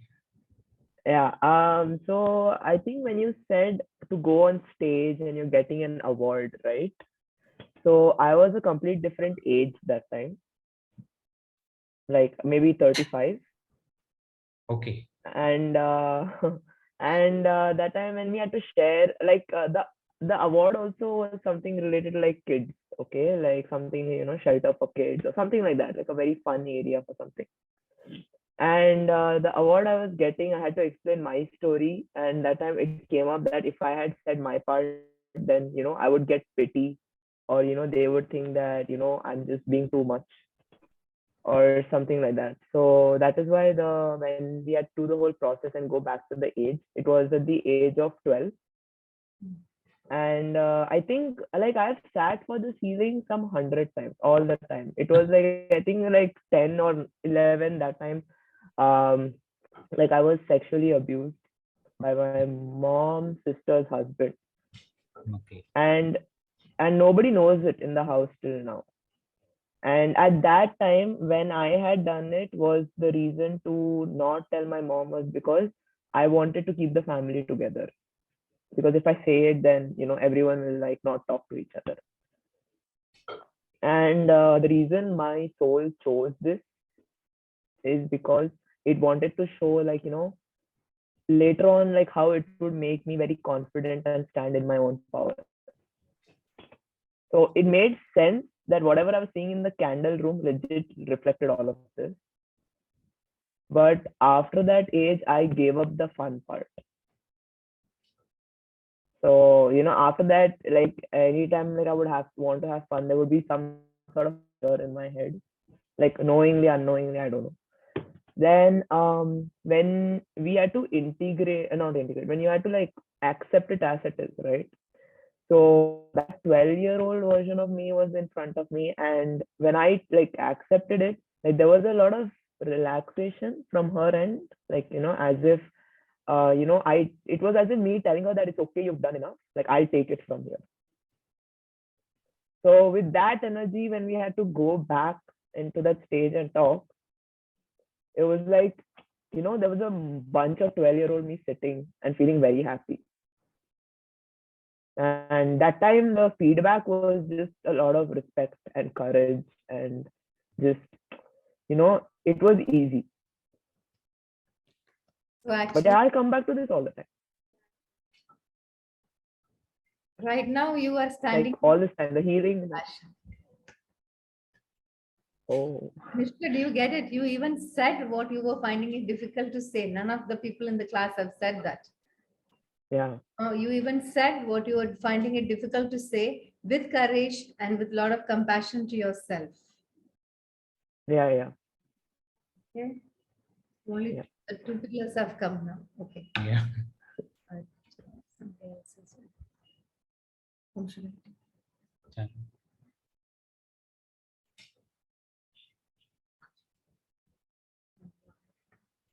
Yeah, yes, Charu. Sir, it began with seeing the dress that I really liked, celebrity dress. But the initial thing was that I wasn't able to fit into it. I felt too huge to fit into the dress. So then I felt like that should not be the case. And I grew the dress enough to fit into myself. And that was a switch of the process where I felt like, no, I can fit into a dress and it is okay for me to fit into a dress. Then I visualized the space and I was speaking. And the one thing that I felt difficult to share was that, I owe it all to my parents or my family that I am in a current state of being, or for whatever success I've achieved and things like that. I felt like I'm not being honest there, that I'm hiding myself from the fact that I've had very bad experiences from them as well. And they are not all right or all wrong. They are a mixed bag, and they have given not just good experiences, but also difficult experiences or challenging experiences. So I felt I was not being honest at that point. And that took me back to when I was 4 or 5 years old, when I never used to speak up about my frustrations or my non-availability about them.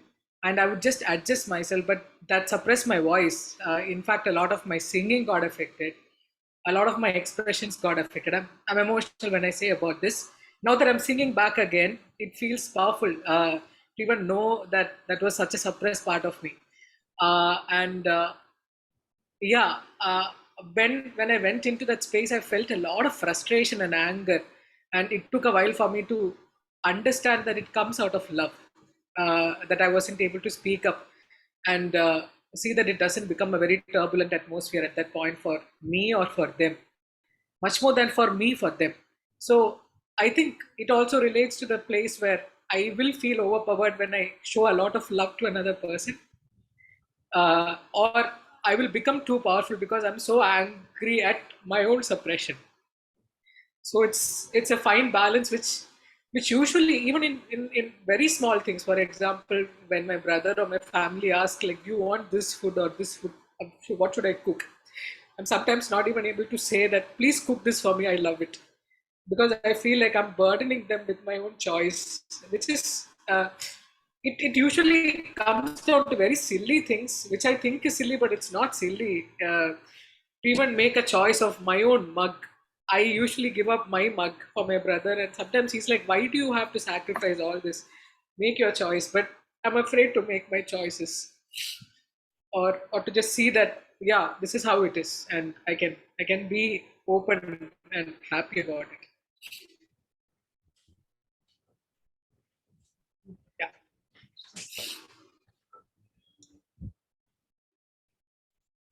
Yeah, Charu. Yeah. She finished. So yeah, that's all I had to say. So by the end of it, I felt comfortable sharing that it's okay that you go through experiences which might not be very happy or very positive from anyone or everyone. It's just that you have the ability to regulate yourself and come above it. So I didn't want to categorize anyone, neither my family or anyone, into a space that they are extremely good or extremely bad. They can be what they want to be. No one is perfect. So yeah, that is how I put it out. But I wanted to say that people can give us good and bad experiences, and not say like they are amazing people and they always are great. Okay. Thank you. That's some Interesting. the bang on truth about parents. Be it me as parents or parents as parents. Somewhere you always want them to be right, but you suppress a lot of your emotions about them, and it's okay to let them be as they want to be. And it's a very difficult space to accept that they can be it all, or I can be it all as well. So yeah, thank you so much. Yes. Thank you, Charu. Nilima? Yeah, actually, I have a question. Okay.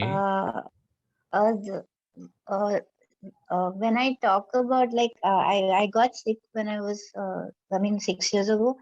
So can you hear me? Yeah. Yeah. So I got sick and I don't talk about it much because I feel that no one has a right response to it.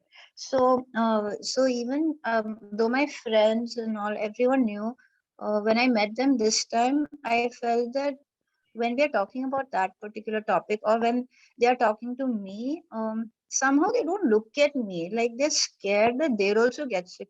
So I feel that by talking about your problems, other people are scared of you. They don't want to. Your whole life changes after that, because the way people who know react with you is different from the way people who don't know react with you. So then I thought it's better not to. I don't believe in sharing because people don't. Empathy people don't have usually. So why should you trouble everyone? So, Nilima, what is it that you are feeling towards yourself when we took you through the second meditation of accepting that situation? What were your true feelings towards yourself, even if you are sick? So I saw myself wearing a nice silver outfit, and I was very confident on the stage, and I was speaking about my issues and everything. My friends were there in the audience. They were all clapping and everything, but still I know that if I come off the stage and talk to them, they won't look in my eyes. So I don't know why. I've spoken to several people. I just done like an experiment, talking to people. Sometimes, in the office, I once mentioned to someone sitting next to me, and she didn't have any, no response, like nothing. It's like I didn't even get sick. So then I tried it with somebody else, and then they were like, okay, okay, okay, and then they put the phone down. Then my aunt, she was so scared. She was really scared of me. She was like, "Why did you even come for the wedding?" She asked me, like, because I had just recovered, and they were scared that if something happens, then it will be on their head. So, um, Nilima, these are and your past experiences, right? yeah, these are my past experiences. Yeah. So today in the meditation, what did you go through when you are actually accepting you being sick? It's okay, it's my choice to be sick. And you're embracing yourself, you're being compassionate to yourself, you're not thinking about the people around. Then what did you feel? I feel okay. Like everyone can get sick, it's fine. And I was saying that okay, I got sick. It's over. I'm okay now. So I didn't feel very sad, but in the first meditation, I felt a little grief Okay. because of the surgery. Okay, so But yeah, otherwise it's okay. yeah, the thing is that our idea was that even if you have had a very bad experience, in the second meditation, you are actually embracing that bad experience. Okay, and it's okay to go through that, and you still love yourself, and you're still a beautiful soul, and you're still Nilima as it is, who is worthy enough to be accepted as she is, even with having the illness. Yeah, but I don't understand how some people they share everything on Facebook. Like if they get sick from day 1 to day 365, and everyone is liking their posts and they're all praising them. Nilima, But you don't when have to do that. I saw That's no, okay. I don't want to. But when when I see people, why can't they look in my eyes when they're scared? They'll also get it. So the first thing they'll say is, "Oh, we have to do all checkup, so that we have to know that." So everyone starts talking about their own checkup. It's very funny. Okay, Nilima, it is your past, right? This No one experience. sense it. Yeah, we can understand your experience.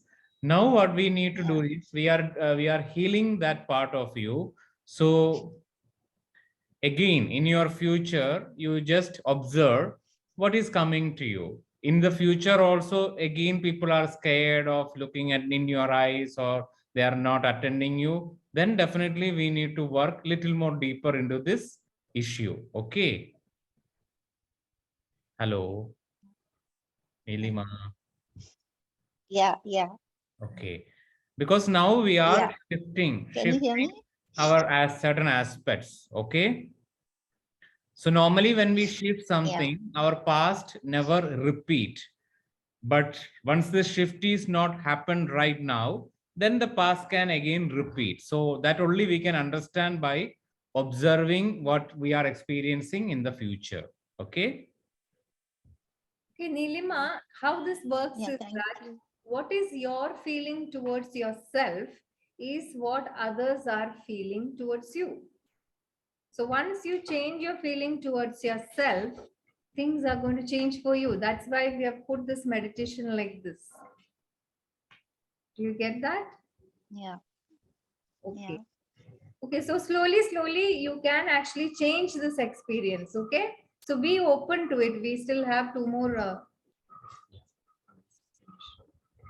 Thank you, Nilima. Yeah. Definitely Thank share you. your feedbacks in through WhatsApp so that we can understand how much shift happened today. Okay.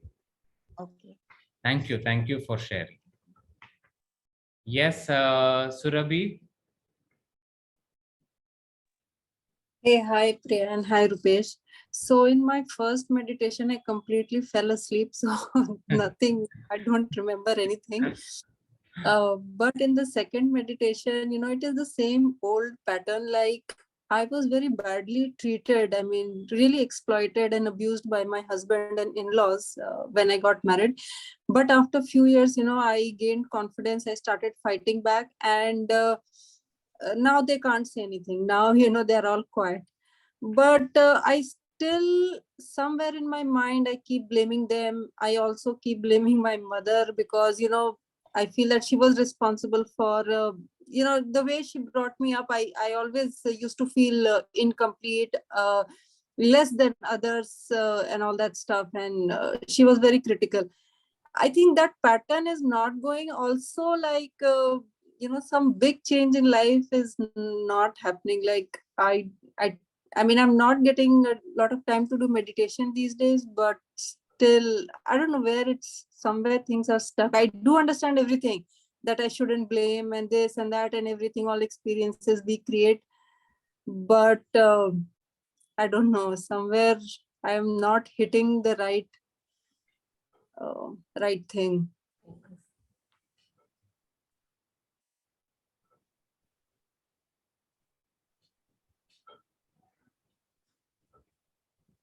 So,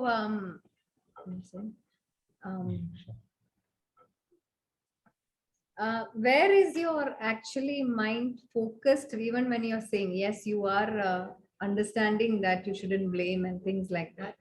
And you said that you don't have time for meditation and things like that. So where is your actual focus on a daily basis? This is something to observe. Okay, I mean, actually, my work keeps me very busy. Like I told you, Priya, right? I've started something of my own, and because of that, I'm working all by myself. It's like sole entrepreneurship. So I am like busy like 14 hours a day. But last year, I had dedicated a lot of time. I did inner child healing and everything. But still, there is this pattern of blaming and I mean, pattern of blaming, actually, that we have to bring into our lifestyle. This happens like, the people around you, whoever you're close with, we actually tell each other to remind each other that, yes, we are in blame mode, because we're so used to being in the same, even though we change beliefs and everything, we are actually, we have created a habit like that. So instead of suppose I am there with him, so he tells me, okay, now let's shift our focus from blame mode to something else. So it's like he's actually encouraging me into, okay, I have to shift my focus into. So whatever I said as a blame, I say cancel, delete, and I rephrase my sentence, and I say something else, so that the conversation actually goes on in a different way. This we have to do observing ourselves, otherwise it will not come into our lifestyle, because we are so used to, and the people around, we are supposed to actually influence them, encouraging them to speak in a different way. I know there are still a lot of people around you who would encourage you to speak the other way, because they are all conditioned like that. So only when you change, you kind of become, I'm the only one like this. Can I share something? First, we need to understand about a traumatic event. It's for the whole class, actually. Okay. First, we need to have a clear idea about what is a traumatic event. Okay. A traumatic event is something that's like an injury, or it's like breaking a bone. Okay. Something like that. So when we live our life in a very usual way, one day our elbow is bent or elbow is broken. So what happened? We cannot do things easily. So it's injured.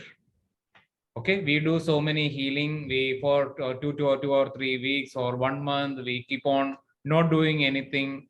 We are in so much pain. We feel so much limited. Okay, so we do physiotherapy or whatever therapies. So after that, actually, normally we don't have the courage to do the things which we did before in our life again. Okay, with this injury. So what we need to do is we need to motivate ourselves, because that's a trust factor. Even with this bone injury, our body doesn't have the trust to do all these things. Suppose your leg is injured, your leg doesn't have the trust to walk again. Your leg says, we can simply hear, I can't walk. This is a big injury in my life. I can't walk. So we need to motivate our body to again we start walking and observe how much I can walk. And it's not easy. First time when we are walking, maybe we feel disturbed, we may feel fall down, but we keep walking, keep walking. That's the only way we can completely come out from the trauma. Healing is only to make you that ability and that confidence to walk. But walking is something which we need to do. That's called the action part of our journey.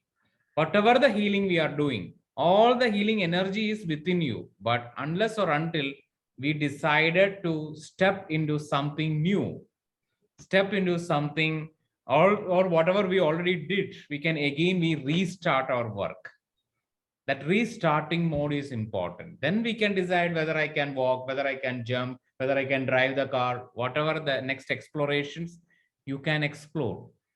Then slowly and gradually the experience of that trauma will fade from you. Otherwise, all the lessons, all the learnings, all the importance everything settle in our head. So from the head, we need to carry that energy to your body. That is the next step to heal our trauma completely and start doing things which we did it before with more power, more energy. Then only we can understand what exactly shift inside you. So that's a very important step. And Priya already said about how to handle the blame.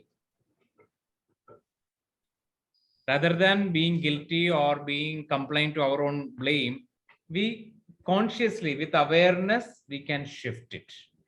Because awareness is one big tool we need to use in our life. Okay. Yeah. Okay. Thank you. Yes, Meera.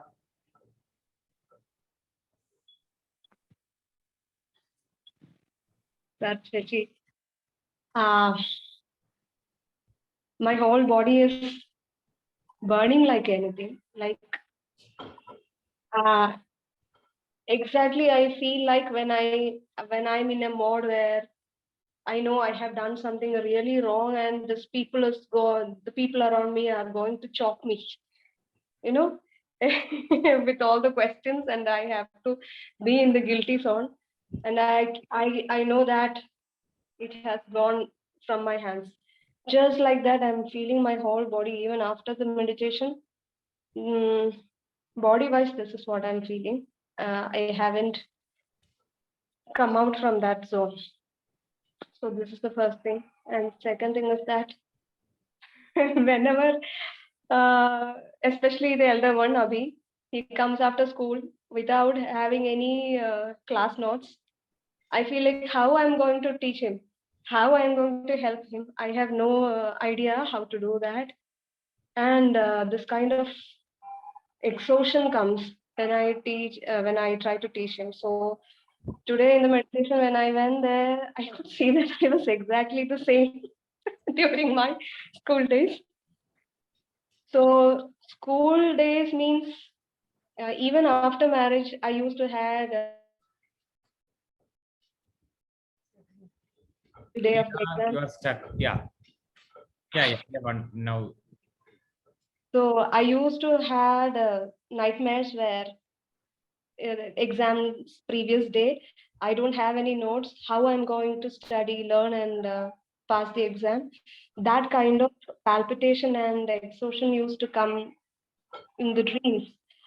So exactly the same situation. So when I go to my school days, I could see that I enjoyed school a lot because of youth festivals. Because the art side was so helping me that I could use my energy in that way, and it was really energizing and helpful for me. But it went into a situation where uh, I had a conversation with my mother, and I had to cut it down everything, the art side. And she also said that I'm becoming so attractive to men that don't shine, just cut down and focus on your studies. And I became such a studious student. I don't know how I got those marks. I got very good marks in every exam. I still don't know how I achieved that, because still I have nightmares about studies.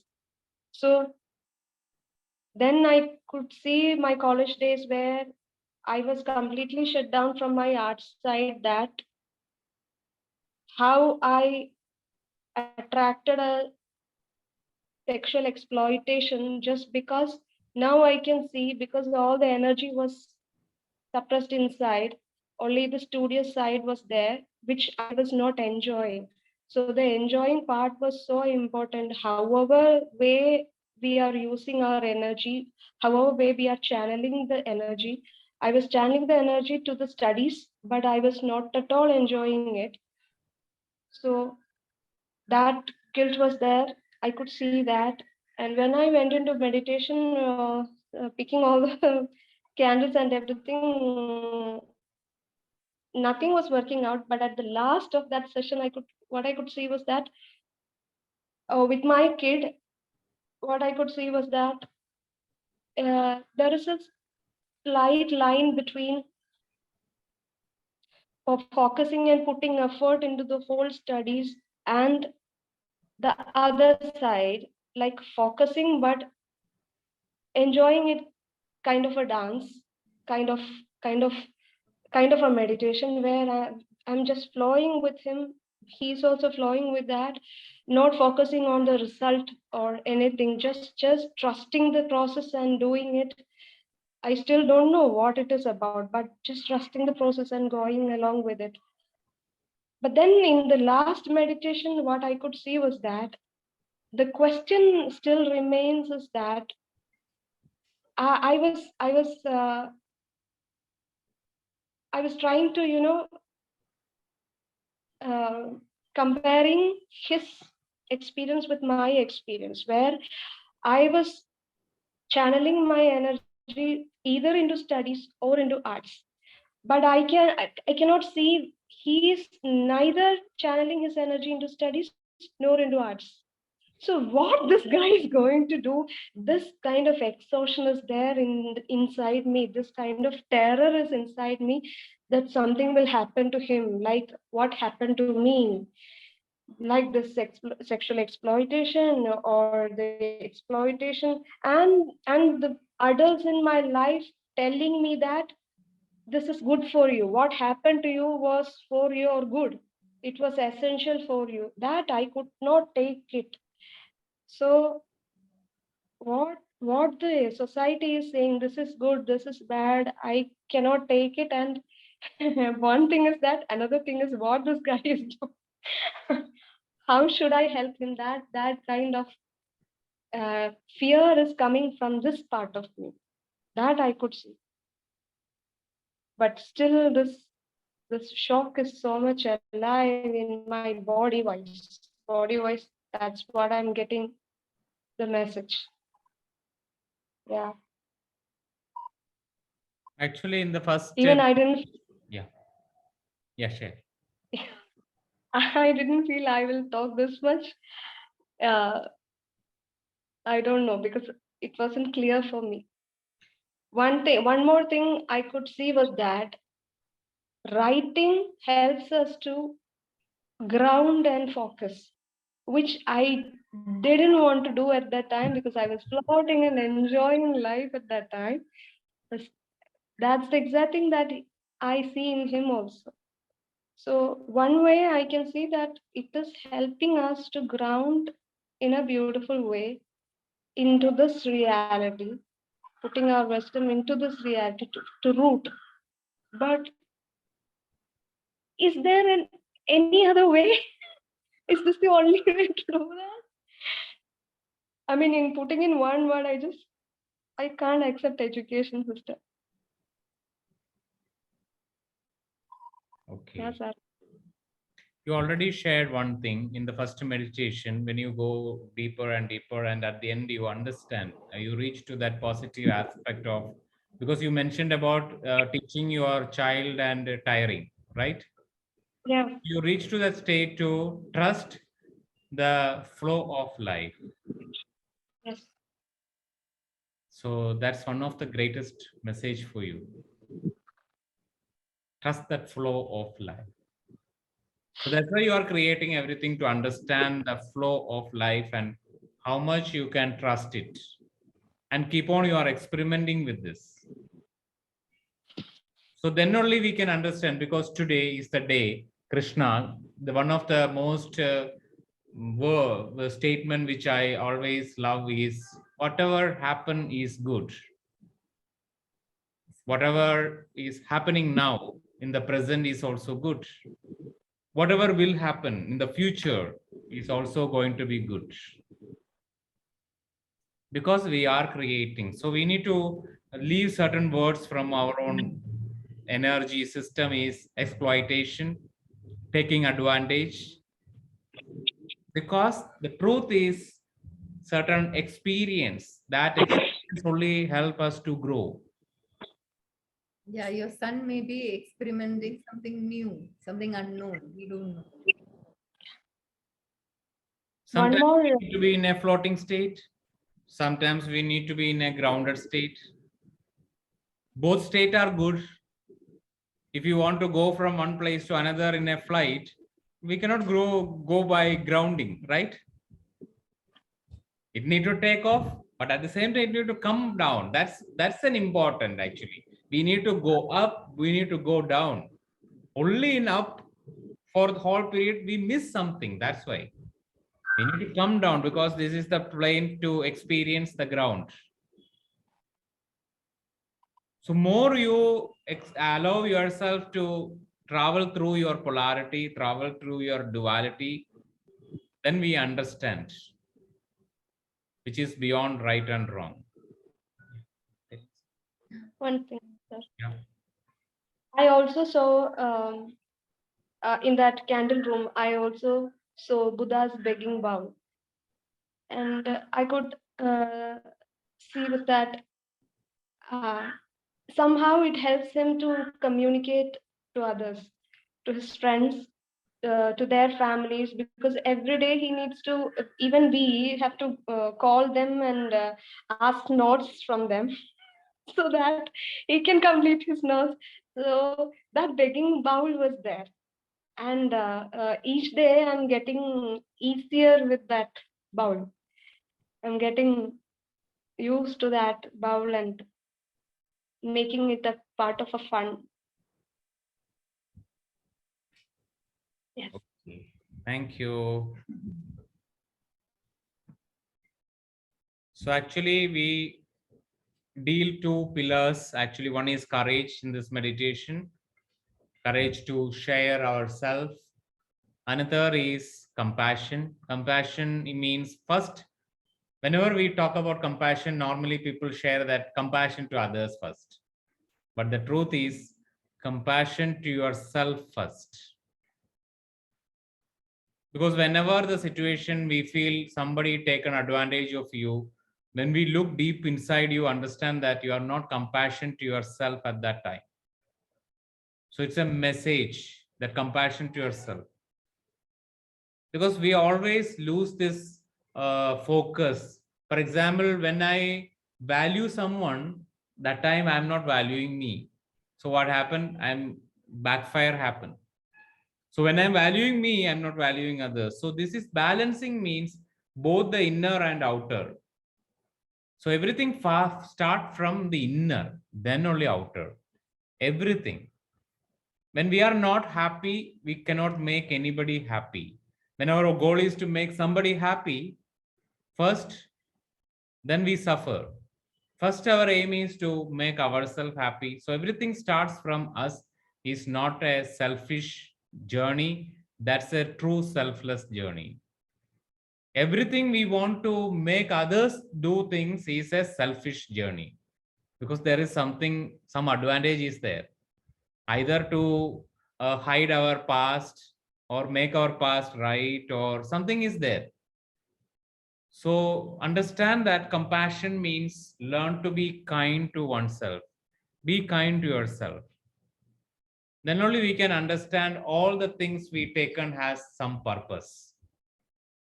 Yesterday we talk about the thing is, we reach to a meditation experiment. We understand that I don't know. Sometimes we don't know. We are carrying ignorance. I hope she'll share it. We were experimenting in this meditation, and I reached a space I don't know. and, and then again, he actually regressed me, and that I don't know space expanded into a space where I can receive all the knowledge in the world. It was like the I don't know space I was carrying is to actually to absorb the what is to be flown inside. If I was carrying the idea that I know, there is a block of, so that's what I understood. Carrying, why I was carrying I don't know with me.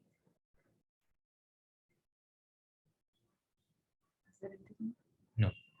So the third thing is connection. To connecting means, first thing again, this connection is regarding to oneself, then to others. So the connect to yourself, more you can connect to yourself, more you can connect to the world. So normally when we work more on the inside first. So in that time, connection, one thing which is always creating the problem inside is there are a lot of should. We should be like this. You should be like that. You should do this. You should don't do this. So what happened in our childhood? We listen this. You should be like this. You should laugh like this. You should smile like this. You should dress like this. Lot of should. You learn like this, dance like this, walk like this. So many things are inside. So what happened? Now our parents are not with us, but we are carrying a book called judging book inside our head, and we are carrying. That's why we feel a lot of blame to our parents. They already given you. Okay. Sometimes even they realize that that's wrong also, but we still carrying that judge book. So what we need to do is we need to give that judge book back. Stop judging oneself. That is, you're actually letting go of what you think or what others think you should be. It is all, we are trying to fit into that. For example, when a lady gets married, you should be this in a certain way. Or if you finish 12th standard, you should be doing this. These shoulds are actually following us wherever we go. And we are not actually flowing with what our soul actually wants to experience. To experience what our soul wants, first thing is courage. That's what the meditation we did. And next is we need to be compassionate to ourselves. More you are courageous and compassionate, actually you can leave all these should come to you. Either we go with this should or we go against the should.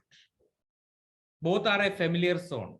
What we need to create is something unfamiliar for you, unknown for you, because unknown is the space of growth.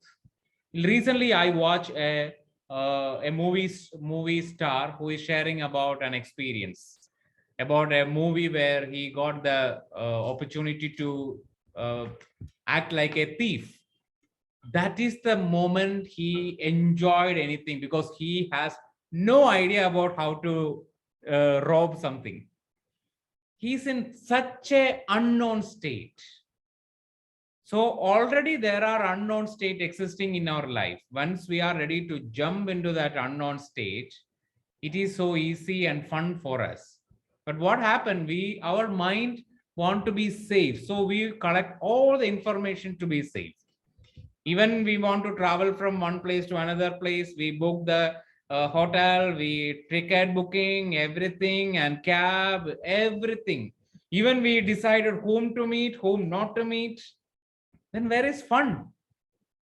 Fun is in the unknown plane. We go there without anything. I read about a thing in Yogananda Paramahamsa, autobiography of Yogi. He did an experiment that he go to the Taj Mahal without carrying any money. And his brother says it's impossible to go there and come back.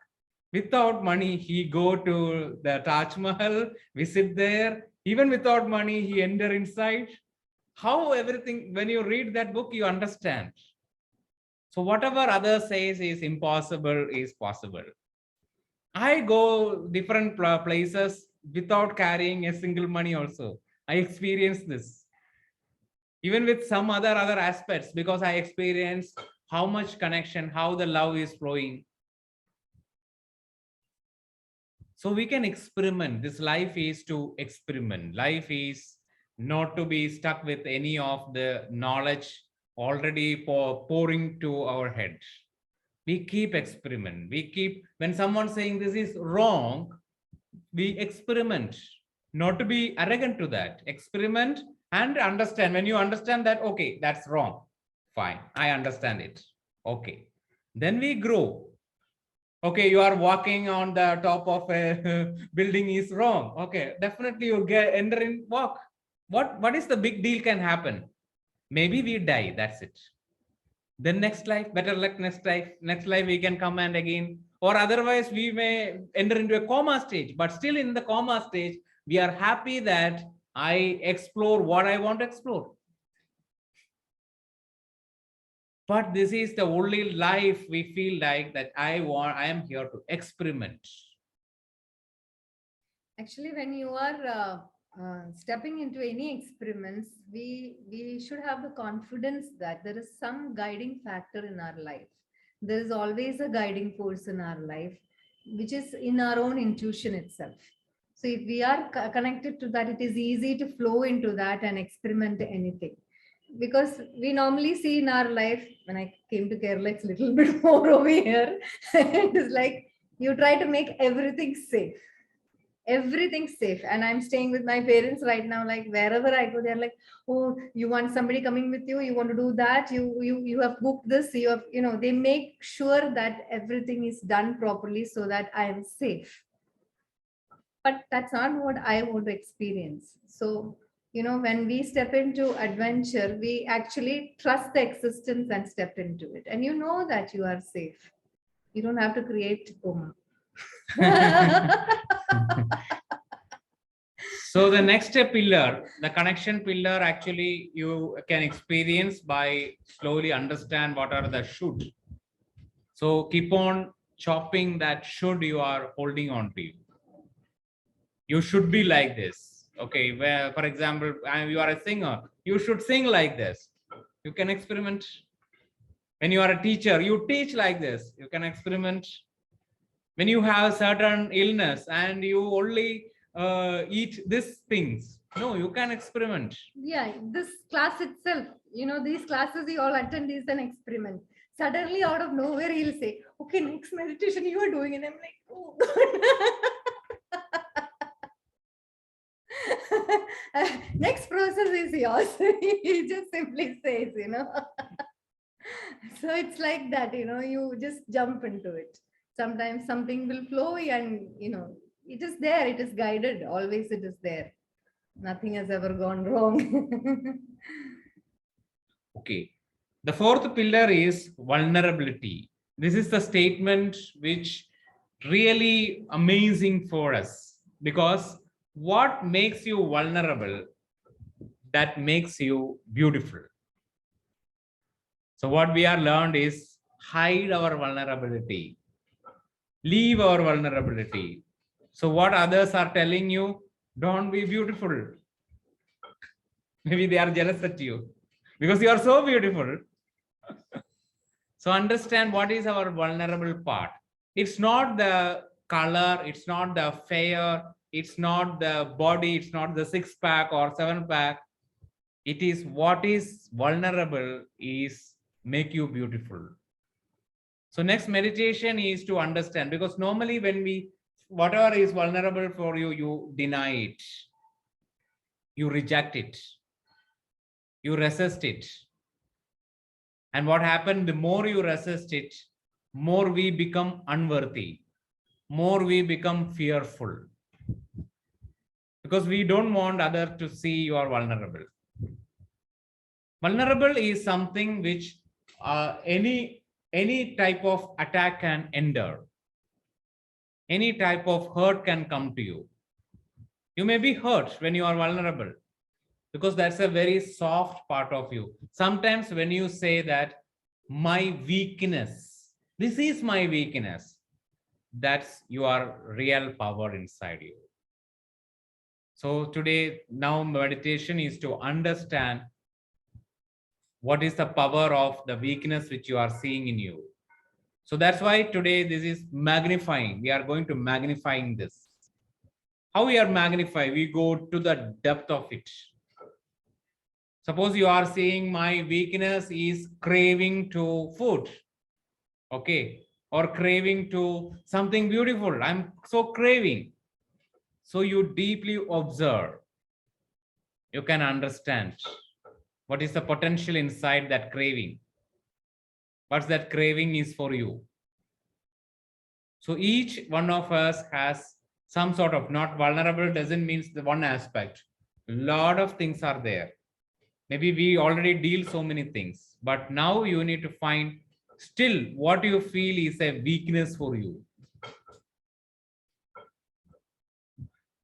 What is your weakness? What is your soft part inside you, subtle part inside you? Maybe we put so much wall in front of that soft part. Nobody need to see it. Fear maybe of abandonment, betrayal. Okay, it's all our experience. But today you observe, and when you are ready to type, you can type. What is that weak part of you?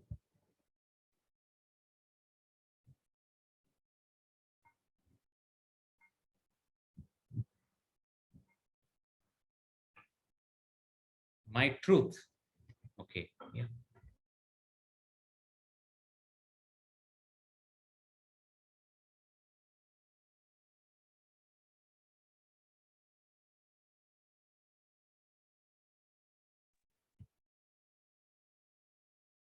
Yes, only one answer, one vulnerability, all other are not vulnerable.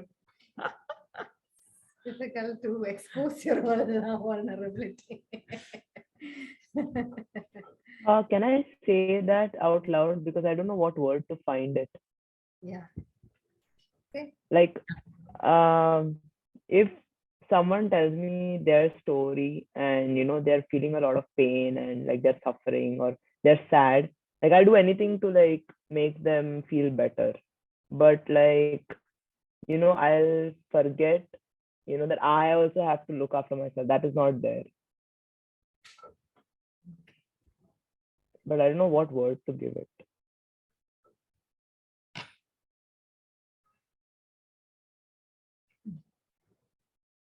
Yeah, that Okay, feeling, okay. you can hold on to that feelings, so that with that feeling you can meditate. Okay, here there is truth. So when you see the truth, immediately you become vulnerable. Truth means truth of somebody or truth of you? No, truth of somebody else. No, Charu, you mentioned about my. Oh, me. Yeah.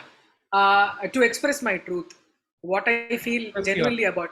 Yeah, Okay, it's what I whenever feel the genuinely space about. where you are ready to express your truth, that time you are in vulnerability. Yeah. So whenever you absolute. express your truth, that time you are so beautiful. We can see. So Anushka, share about that. Yeah, it's actually her empathy towards people. That's what Okay. she's saying. So she forgets about herself. So whenever you are in empathetic, that time you feel you are vulnerable, that empathetic nature. Yeah. Okay. Need. Okay, someone write need. Need means, okay, Nilma write need. Whenever you feel something you needed, you immediately feel vulnerable inside. Okay, through that space actually. Because if you have need and the other person doesn't have that, then you become foolish. It's like, why should only you have need? The other person also should have it. Oh, so there actually your need, whenever you're expressing your need, you're caring about others also. That is your compassion towards others. So that's your beauty there. Because even though you feel it is a vulnerable side, you're actually being compassionate to others also. Okay, when I feel people cross my boundary, here you again need to ponder that what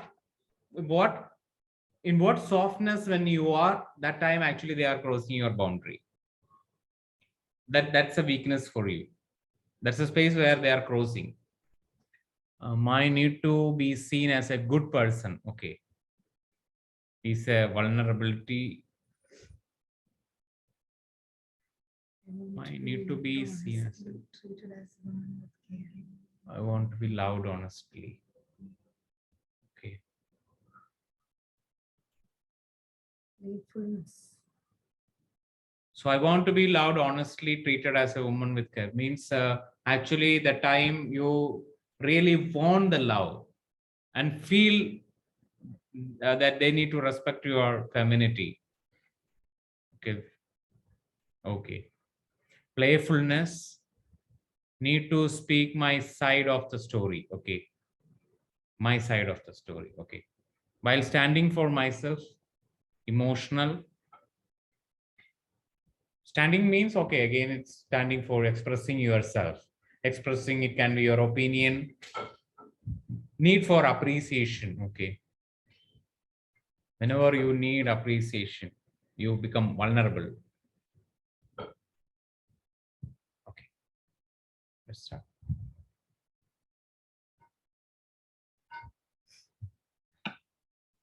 Okay, we can start the meditation. You focus on this vulnerable area, because normally when we see these vulnerable areas are something which is silly for us.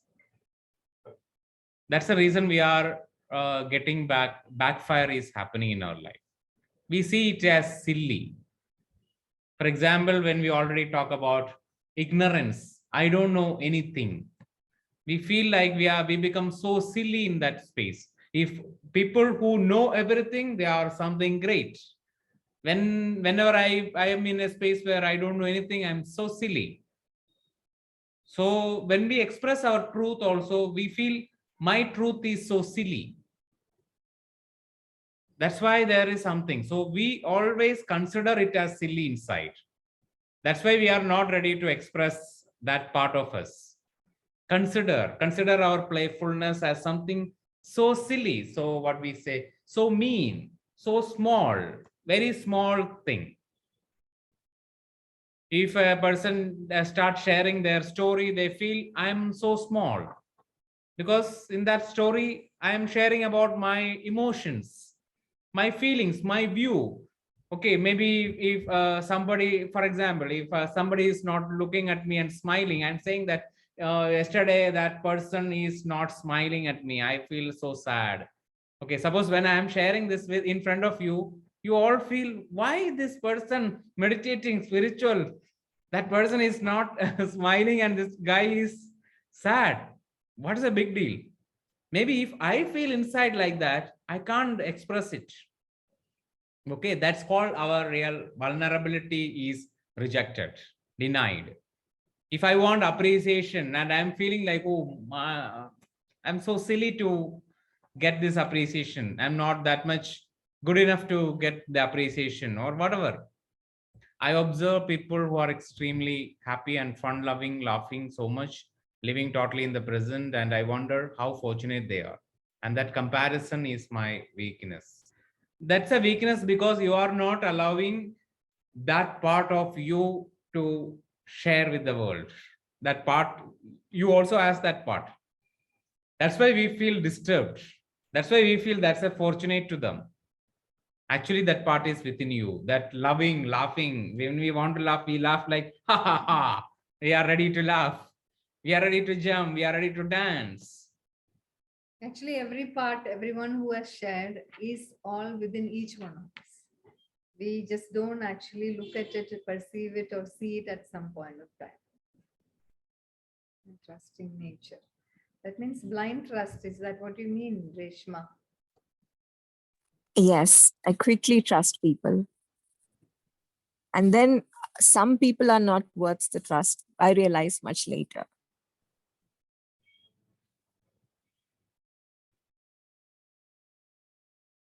Actually, Reshma, you need to look little more deeper, because this trusting means when we are trusting someone, it is to hide a part of our vulnerability. So again, you need to look into what is that vulnerability you don't want to show. That's why when there is a trust, so that you can expose your vulnerability. So again, you can be vulnerable there. So that's why we always want people who are trustworthy, so that you can be vulnerable. So what is that vulnerability actually? More you are comfortable with that vulnerability, you don't need to trust anybody blindly. I'm not saying not trust, no, don't trust blindly. That blind need is over once you understand it. Okay.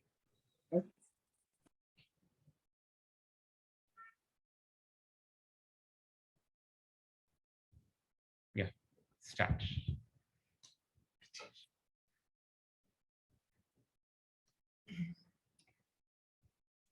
So when everyone is ready, do anybody want to go to loo or drink water for 1 minute? You can.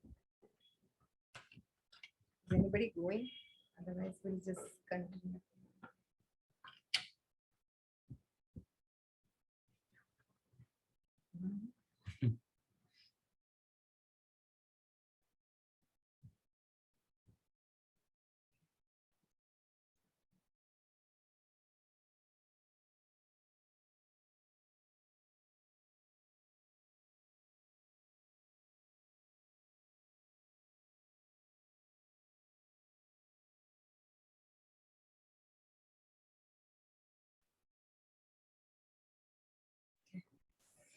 Okay, allow yourself to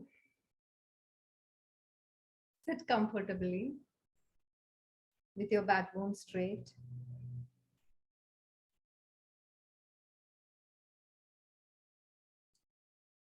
And simply close your beautiful eyes.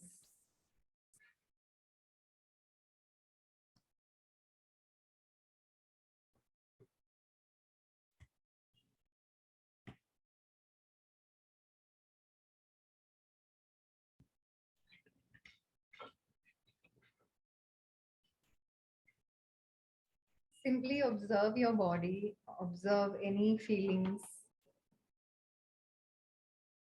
any irritations, any nice feelings. Observe the air around your body.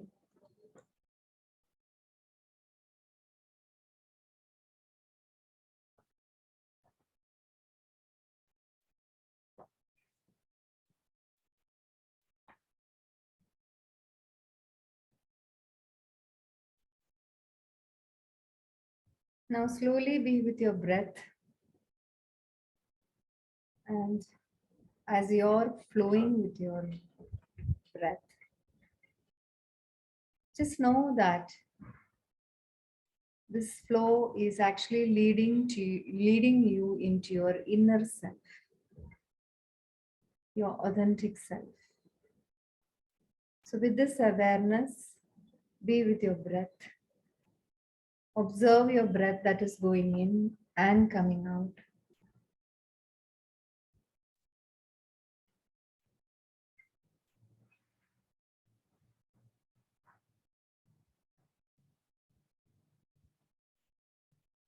And allow yourself to simply relax your body. Relax your body completely from your toes to your head. Simply scan your body and relax.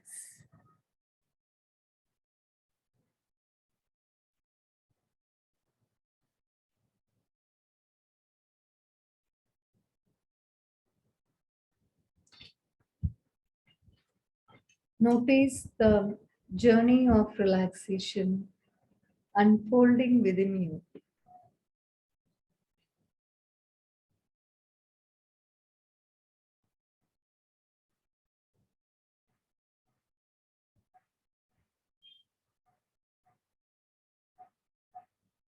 Notice how you are letting go of your breath with every relaxation. This is simply to observe that we don't hold on to our breath.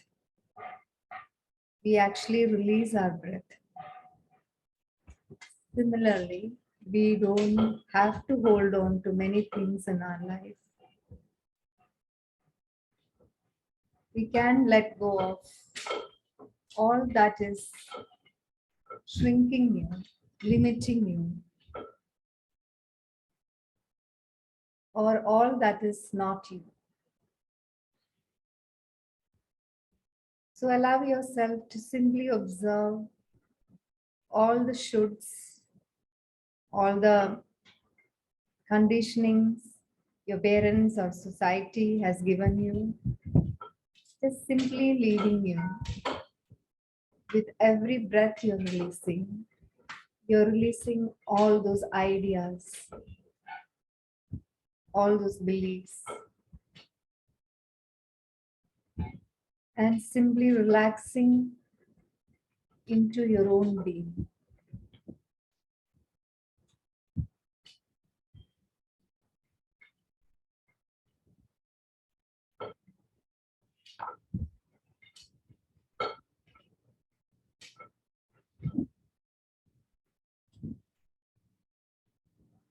Now, once you are completely relaxed, bring in that thought or the feeling that wherever you stand vulnerable,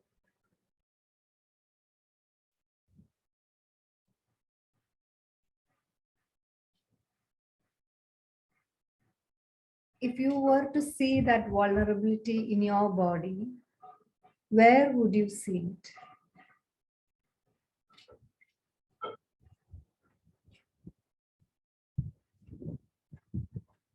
Just allow yourself to simply focus on that particular part of your body, if it is your heart or your head or your hands or your shoulders, wherever you feel.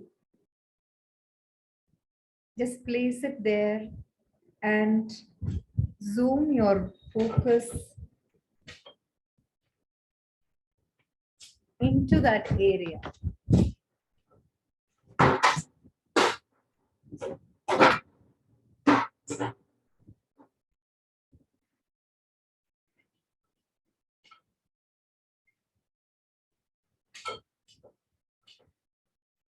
It's just too windy here, so just acknowledge all the sounds that is coming to you and simply bring your focus onto those area you feel is vulnerable in your body. So if you have kept your truth as your vulnerability or your compassion or your feeling of expressing your own story as your vulnerability, whatever it is, you're seeing it in your body.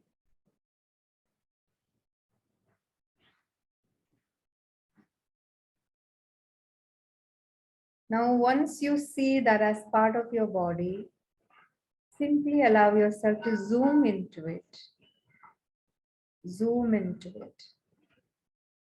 And simply enter into that layer of first layer of the skin.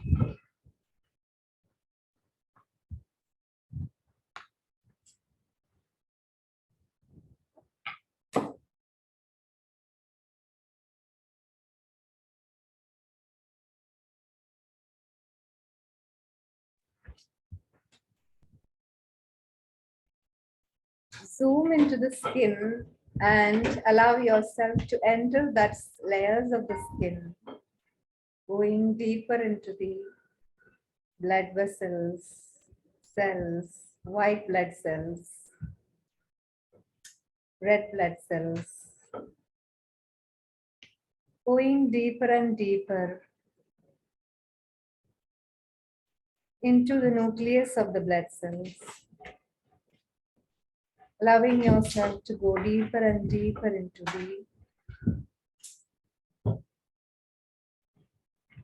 molecules, the atom layer, allowing yourself to simply go deeper and deeper, experiencing the deepest layers with the protons and the neutrons and the electrons. And as you're going deeper, you are allowing yourself to make your breath slower and deeper. And you're simply slipping into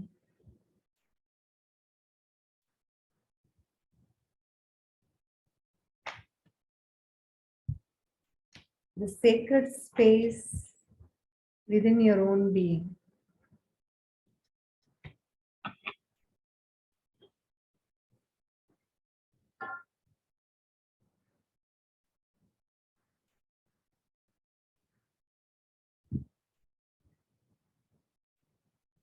The space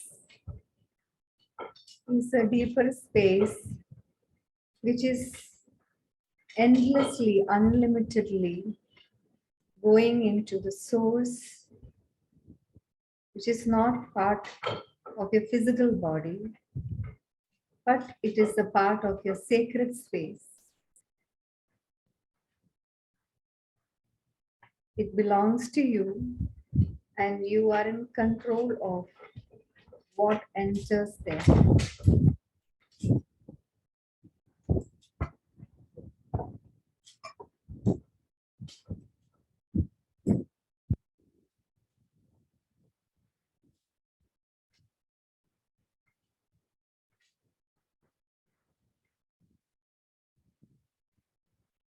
Once you feel comfortable,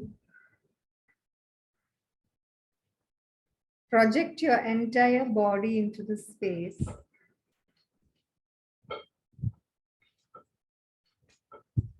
As if your feet are planted on top of your own shoulders.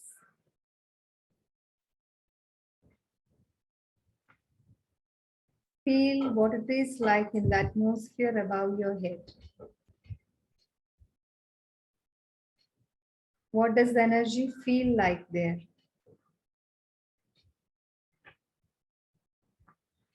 This is where your spirit energy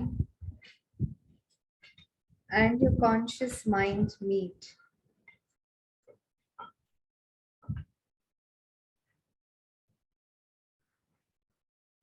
Become familiar with this space because you're going to spend a lot of time here.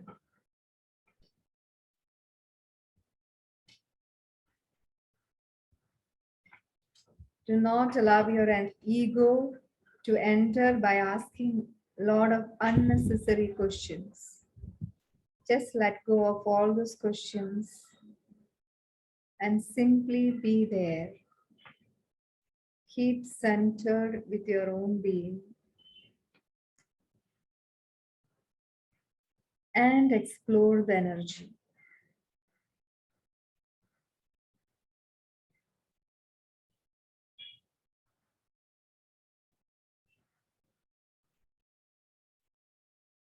The more you know about this space and feel this atmosphere, the more your mind can explore and the easier it is for your spirit guidance to come to you.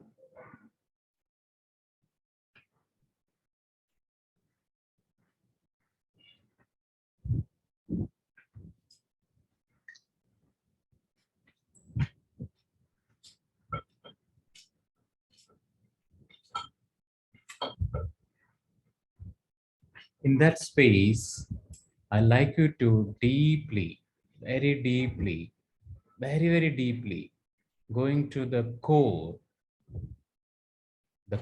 purpose of this aspect you always seen as silly inside you. What is the magnified, multidimensional purpose of that nature, your core nature, which you always seen as silly? So in this moment, I like you to go deeper. Feel like you are magnifying it. I'm counting from 10 to 1. Each countdown, you keep magnifying, raise to 10. Keep on magnifying. Keep on expanding, going deeper and deeper into that aspect, which always seen as silly, but in this moment you are going to the very core purpose in your life journey, in your soul journey. 10, expanding and allow your awareness to go to very deeper, opening all that hidden layers. 9, keep going deeper, deeper, deeper and deeper to the purpose. 8, keep on going to that depth of this. 7, allowing your whole awareness to going to that depth purpose. It's you are moving from the circumference to the center. 654, going to the center, going to the core. In that core, you are slowly and gradually, you can see the purpose of this aspect, this nature inside you. What's the real purpose in your soul journey? What is the magnified purpose for you? 3, 2, and you are right there to understand it now. 1. Connecting to that purpose. Again, I like you to expanding that purpose and observe the purpose, how this purpose is going to help you in your future journey, in your soul journey. For that, in this moment, I like you to completely explore this sacred space inside you and connecting to your divine guidance, divine masters, divine light, whatever is connecting through you in this moment.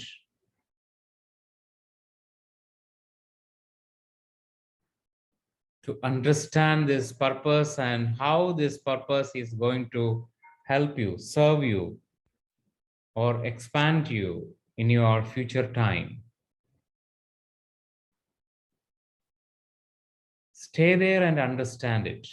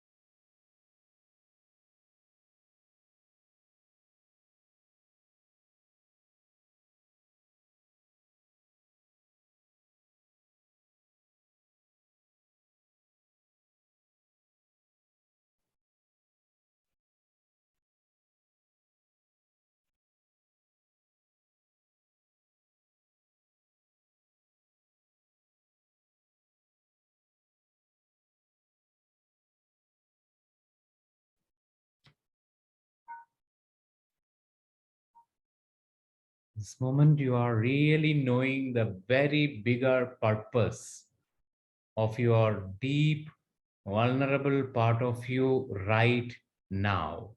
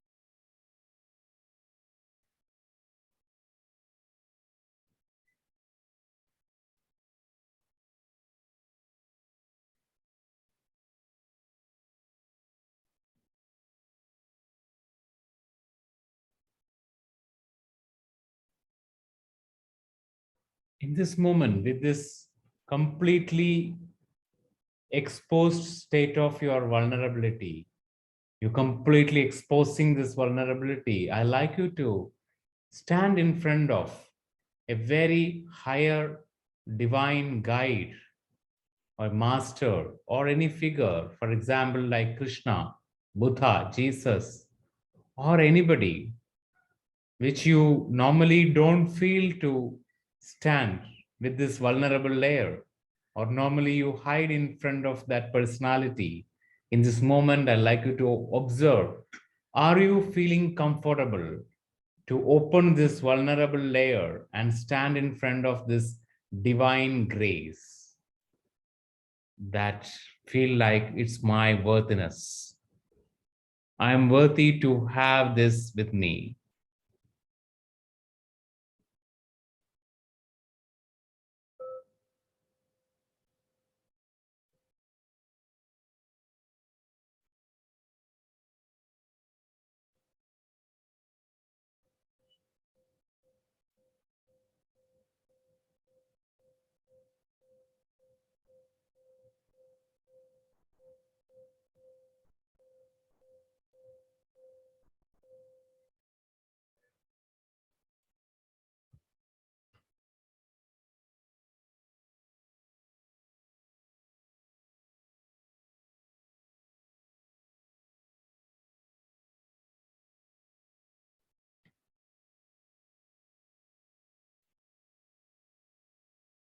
And now you are ready. I'd like you to completely acknowledge that part and coming back.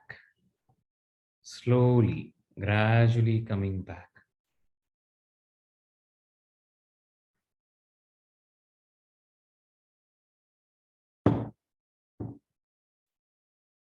Take a deep breath, inhale and exhale.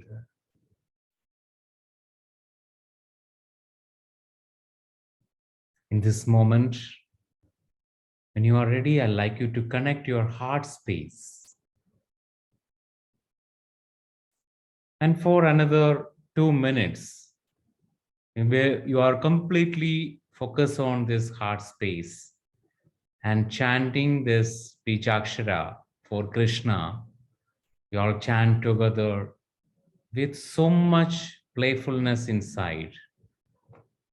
Focus on the heart space and you chant Kleem Krishna Kleem Krishna Krishna Kleem Kleem Krishna Kleem Krishna Krishna Kleem Kleem Krishna Kleem Krishna Krishna Kleem Kleem Krishna Kleem Krishna Krishna Kleem Kleem Krishna Kleem Krishna Krishna Kleem Kleem Krishna Kleem Krishna Krishna Kleem Kleem Krishna Kleem Krishna Krishna Kleem Kleem Krishna Kleem Krishna Krishna Kleem Kleem Krishna Kleem Krishna Krishna Kleem Kleem Krishna Kleem Krishna Krishna Kleem.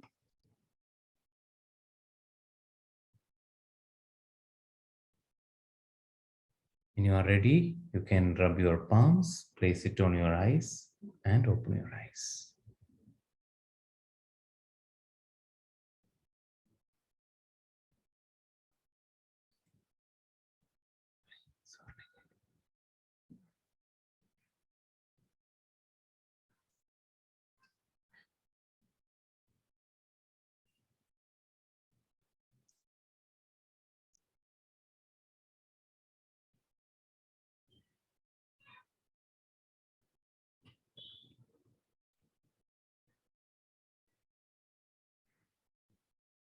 Yes.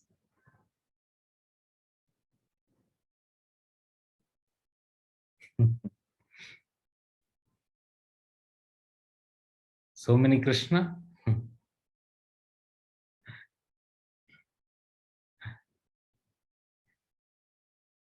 Actually, the consciousness of Krishna is actually teaching us over here to embrace the whole as it is. Every one of us being a part of us.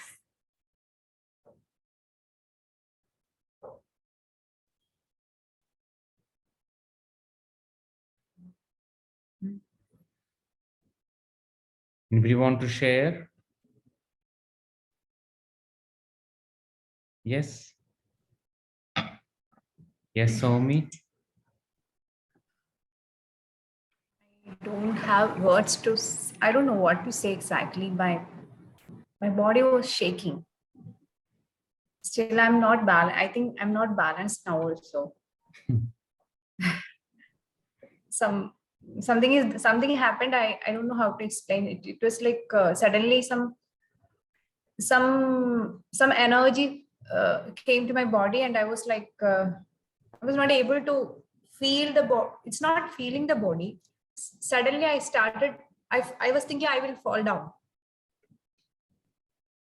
Something was happening with the last medication, but in the middle meditations, I want to tell you, all these years, I have been thinking someone as my perpetrator, and I was able to see the compassionate space in that person. And that is something great. And last year, maybe 3-4 months back, I was able to, I think I shared with sir during that individual session, I was able to see I was thinking my mom was helpless. I was so angry towards her for being so helpless and for inculcating that helplessness in me. At a point of, while doing something, some physical illness I was trying to heal, I was able to see the magnificence of her soul. So that day onwards, I was literally a daughter. I was able to forgive her. And today, I was able to forgive someone whom I was thinking as a perpetrator, because that person has a lot of compassion towards me. The soul has a lot of compassion towards me. It is not at a physical level that person is teaching me something. From the soul level, the person is teaching me compassion, balance. Anushka was telling, she was thinking how to handle all those 6 candles. The moment I was thinking, I got a stand in my hand so that I could place the 6 candles on that stand. Then I understood that I was learning balance. And I wanted to ask you one thing. Like, if I can see the compassion in my perpetrator, does that mean that I'm able to see my compassionate self, or should I focus on myself? Yeah, she's able to see the compassionate self in the perpetrator. So does that mean she's able to see her own compassionate self? Should she focus on herself? This is what she asked. Means I didn't get the point actually. So actually, if we are compassionate towards us, only we can see how compassionate others are, or we can be compassionate to them. So I feel a lot of compassion to that person, and I can see the compassion that person has towards me. But I don't know if I am compassionate to myself. Actually, your compassion to the part of you is perpetrator also. So mostly we are compassion to the victim part of ourselves, but we are less compassion to our own perpetrator. So important actually, we need to be compassion to our perpetrator. It's not a knowledge or it's not a philosophy. We need to experience it. We can easily say that, okay, feel the compassion to our perpetrator, but actually it needs a lot of inner work to reach there. So really appreciating your effort in this journey. And what to do with this body feeling? I feel like I will fall somewhere. It's a coordination, because it's a connection, because mostly our energy body starts working, it move like a wave. We feel like we are moving like this. Sometimes we feel like we are so bigger than everything. So it's all our body journey. It's okay, it will settle down. You relax. can eat something, or you can just ground yourself with it. Yeah. Thank you, sir. And I want to share one more thing. I missed 3 last sessions of both of you, and I feel like coming back to home. Thank you. Yeah. One session we are planning in this month, last Saturday and Sunday, because we already did that session called Sunken Coast Fallacy, but we changed the name into much more positive name. It's all rising up, because that's what we realized through that journey. So that's a session which coming 27, 28 or 28, 29, like that. Saturday and Sunday. Morning time, sir, please. Morning time. Morning time, 10 Is it to. morning? Okay. Thank you. Okay. Thank you. Yes, Charu. Sir, it was beautiful because a lot of things started coming in together. It was on and off because I was in a space where I was, I think, absorbing a lot of things. And I could see little images and so many things that went into my head. One was that I'm always guilty of lying. I've always been punished for lying. But sometimes I take it as a fun, or it also comes as a part of defensiveness. It comes from many places. The fun of lying is also there, but I've never been compassionate about lying.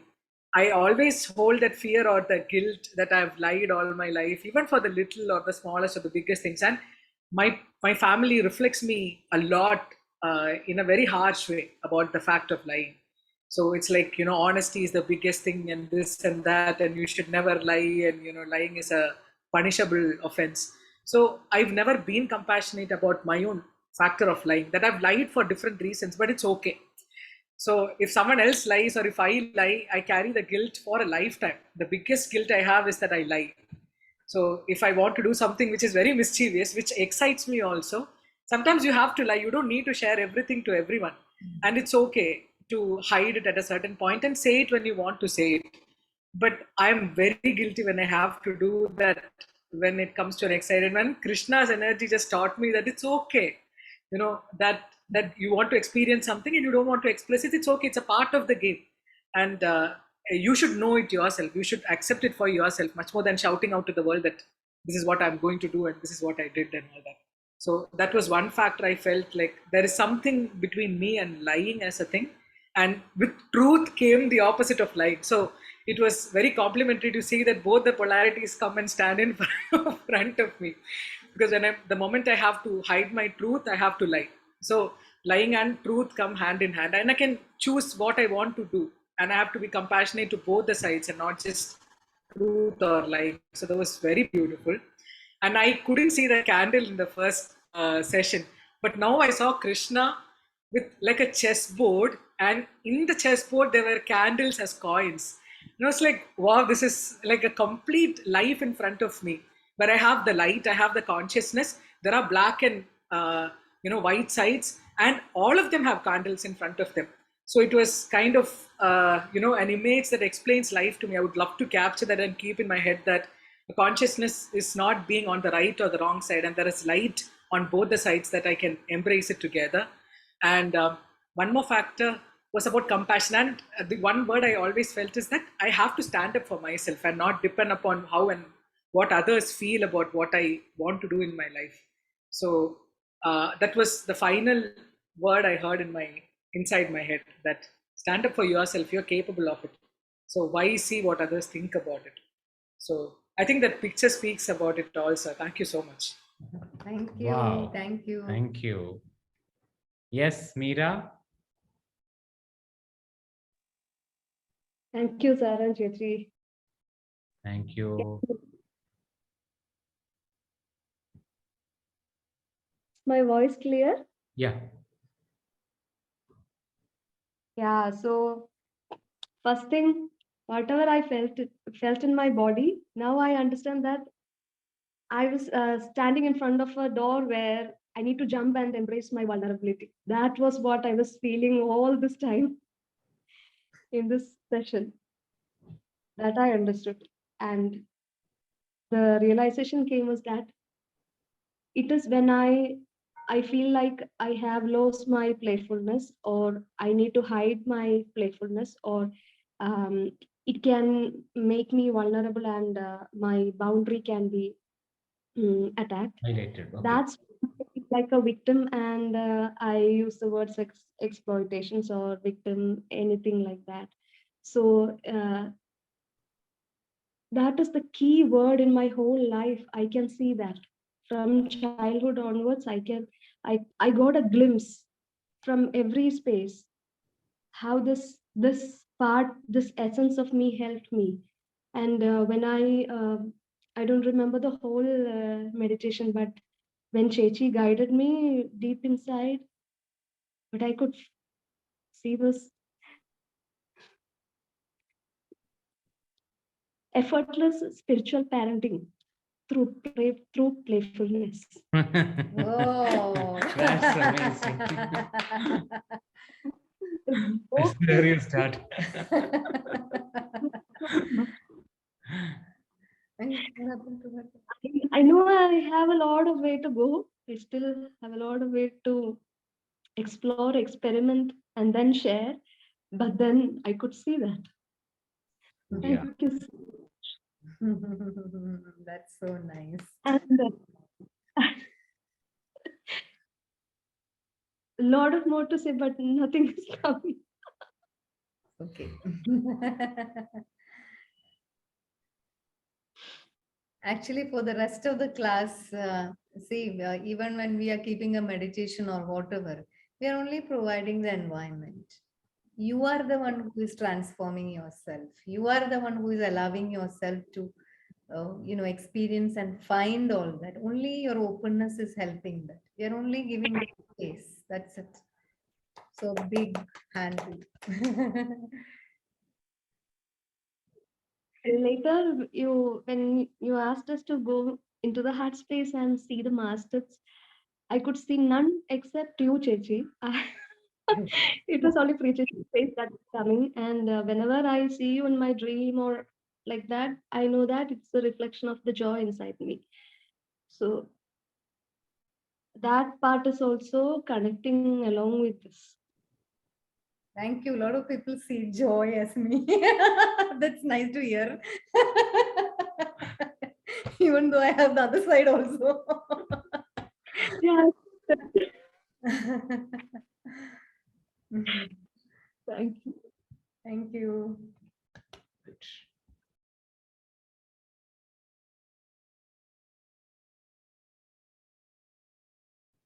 Okay. Shall we wind up? Yeah. Sir, will you be sharing this meditation later in the group or something?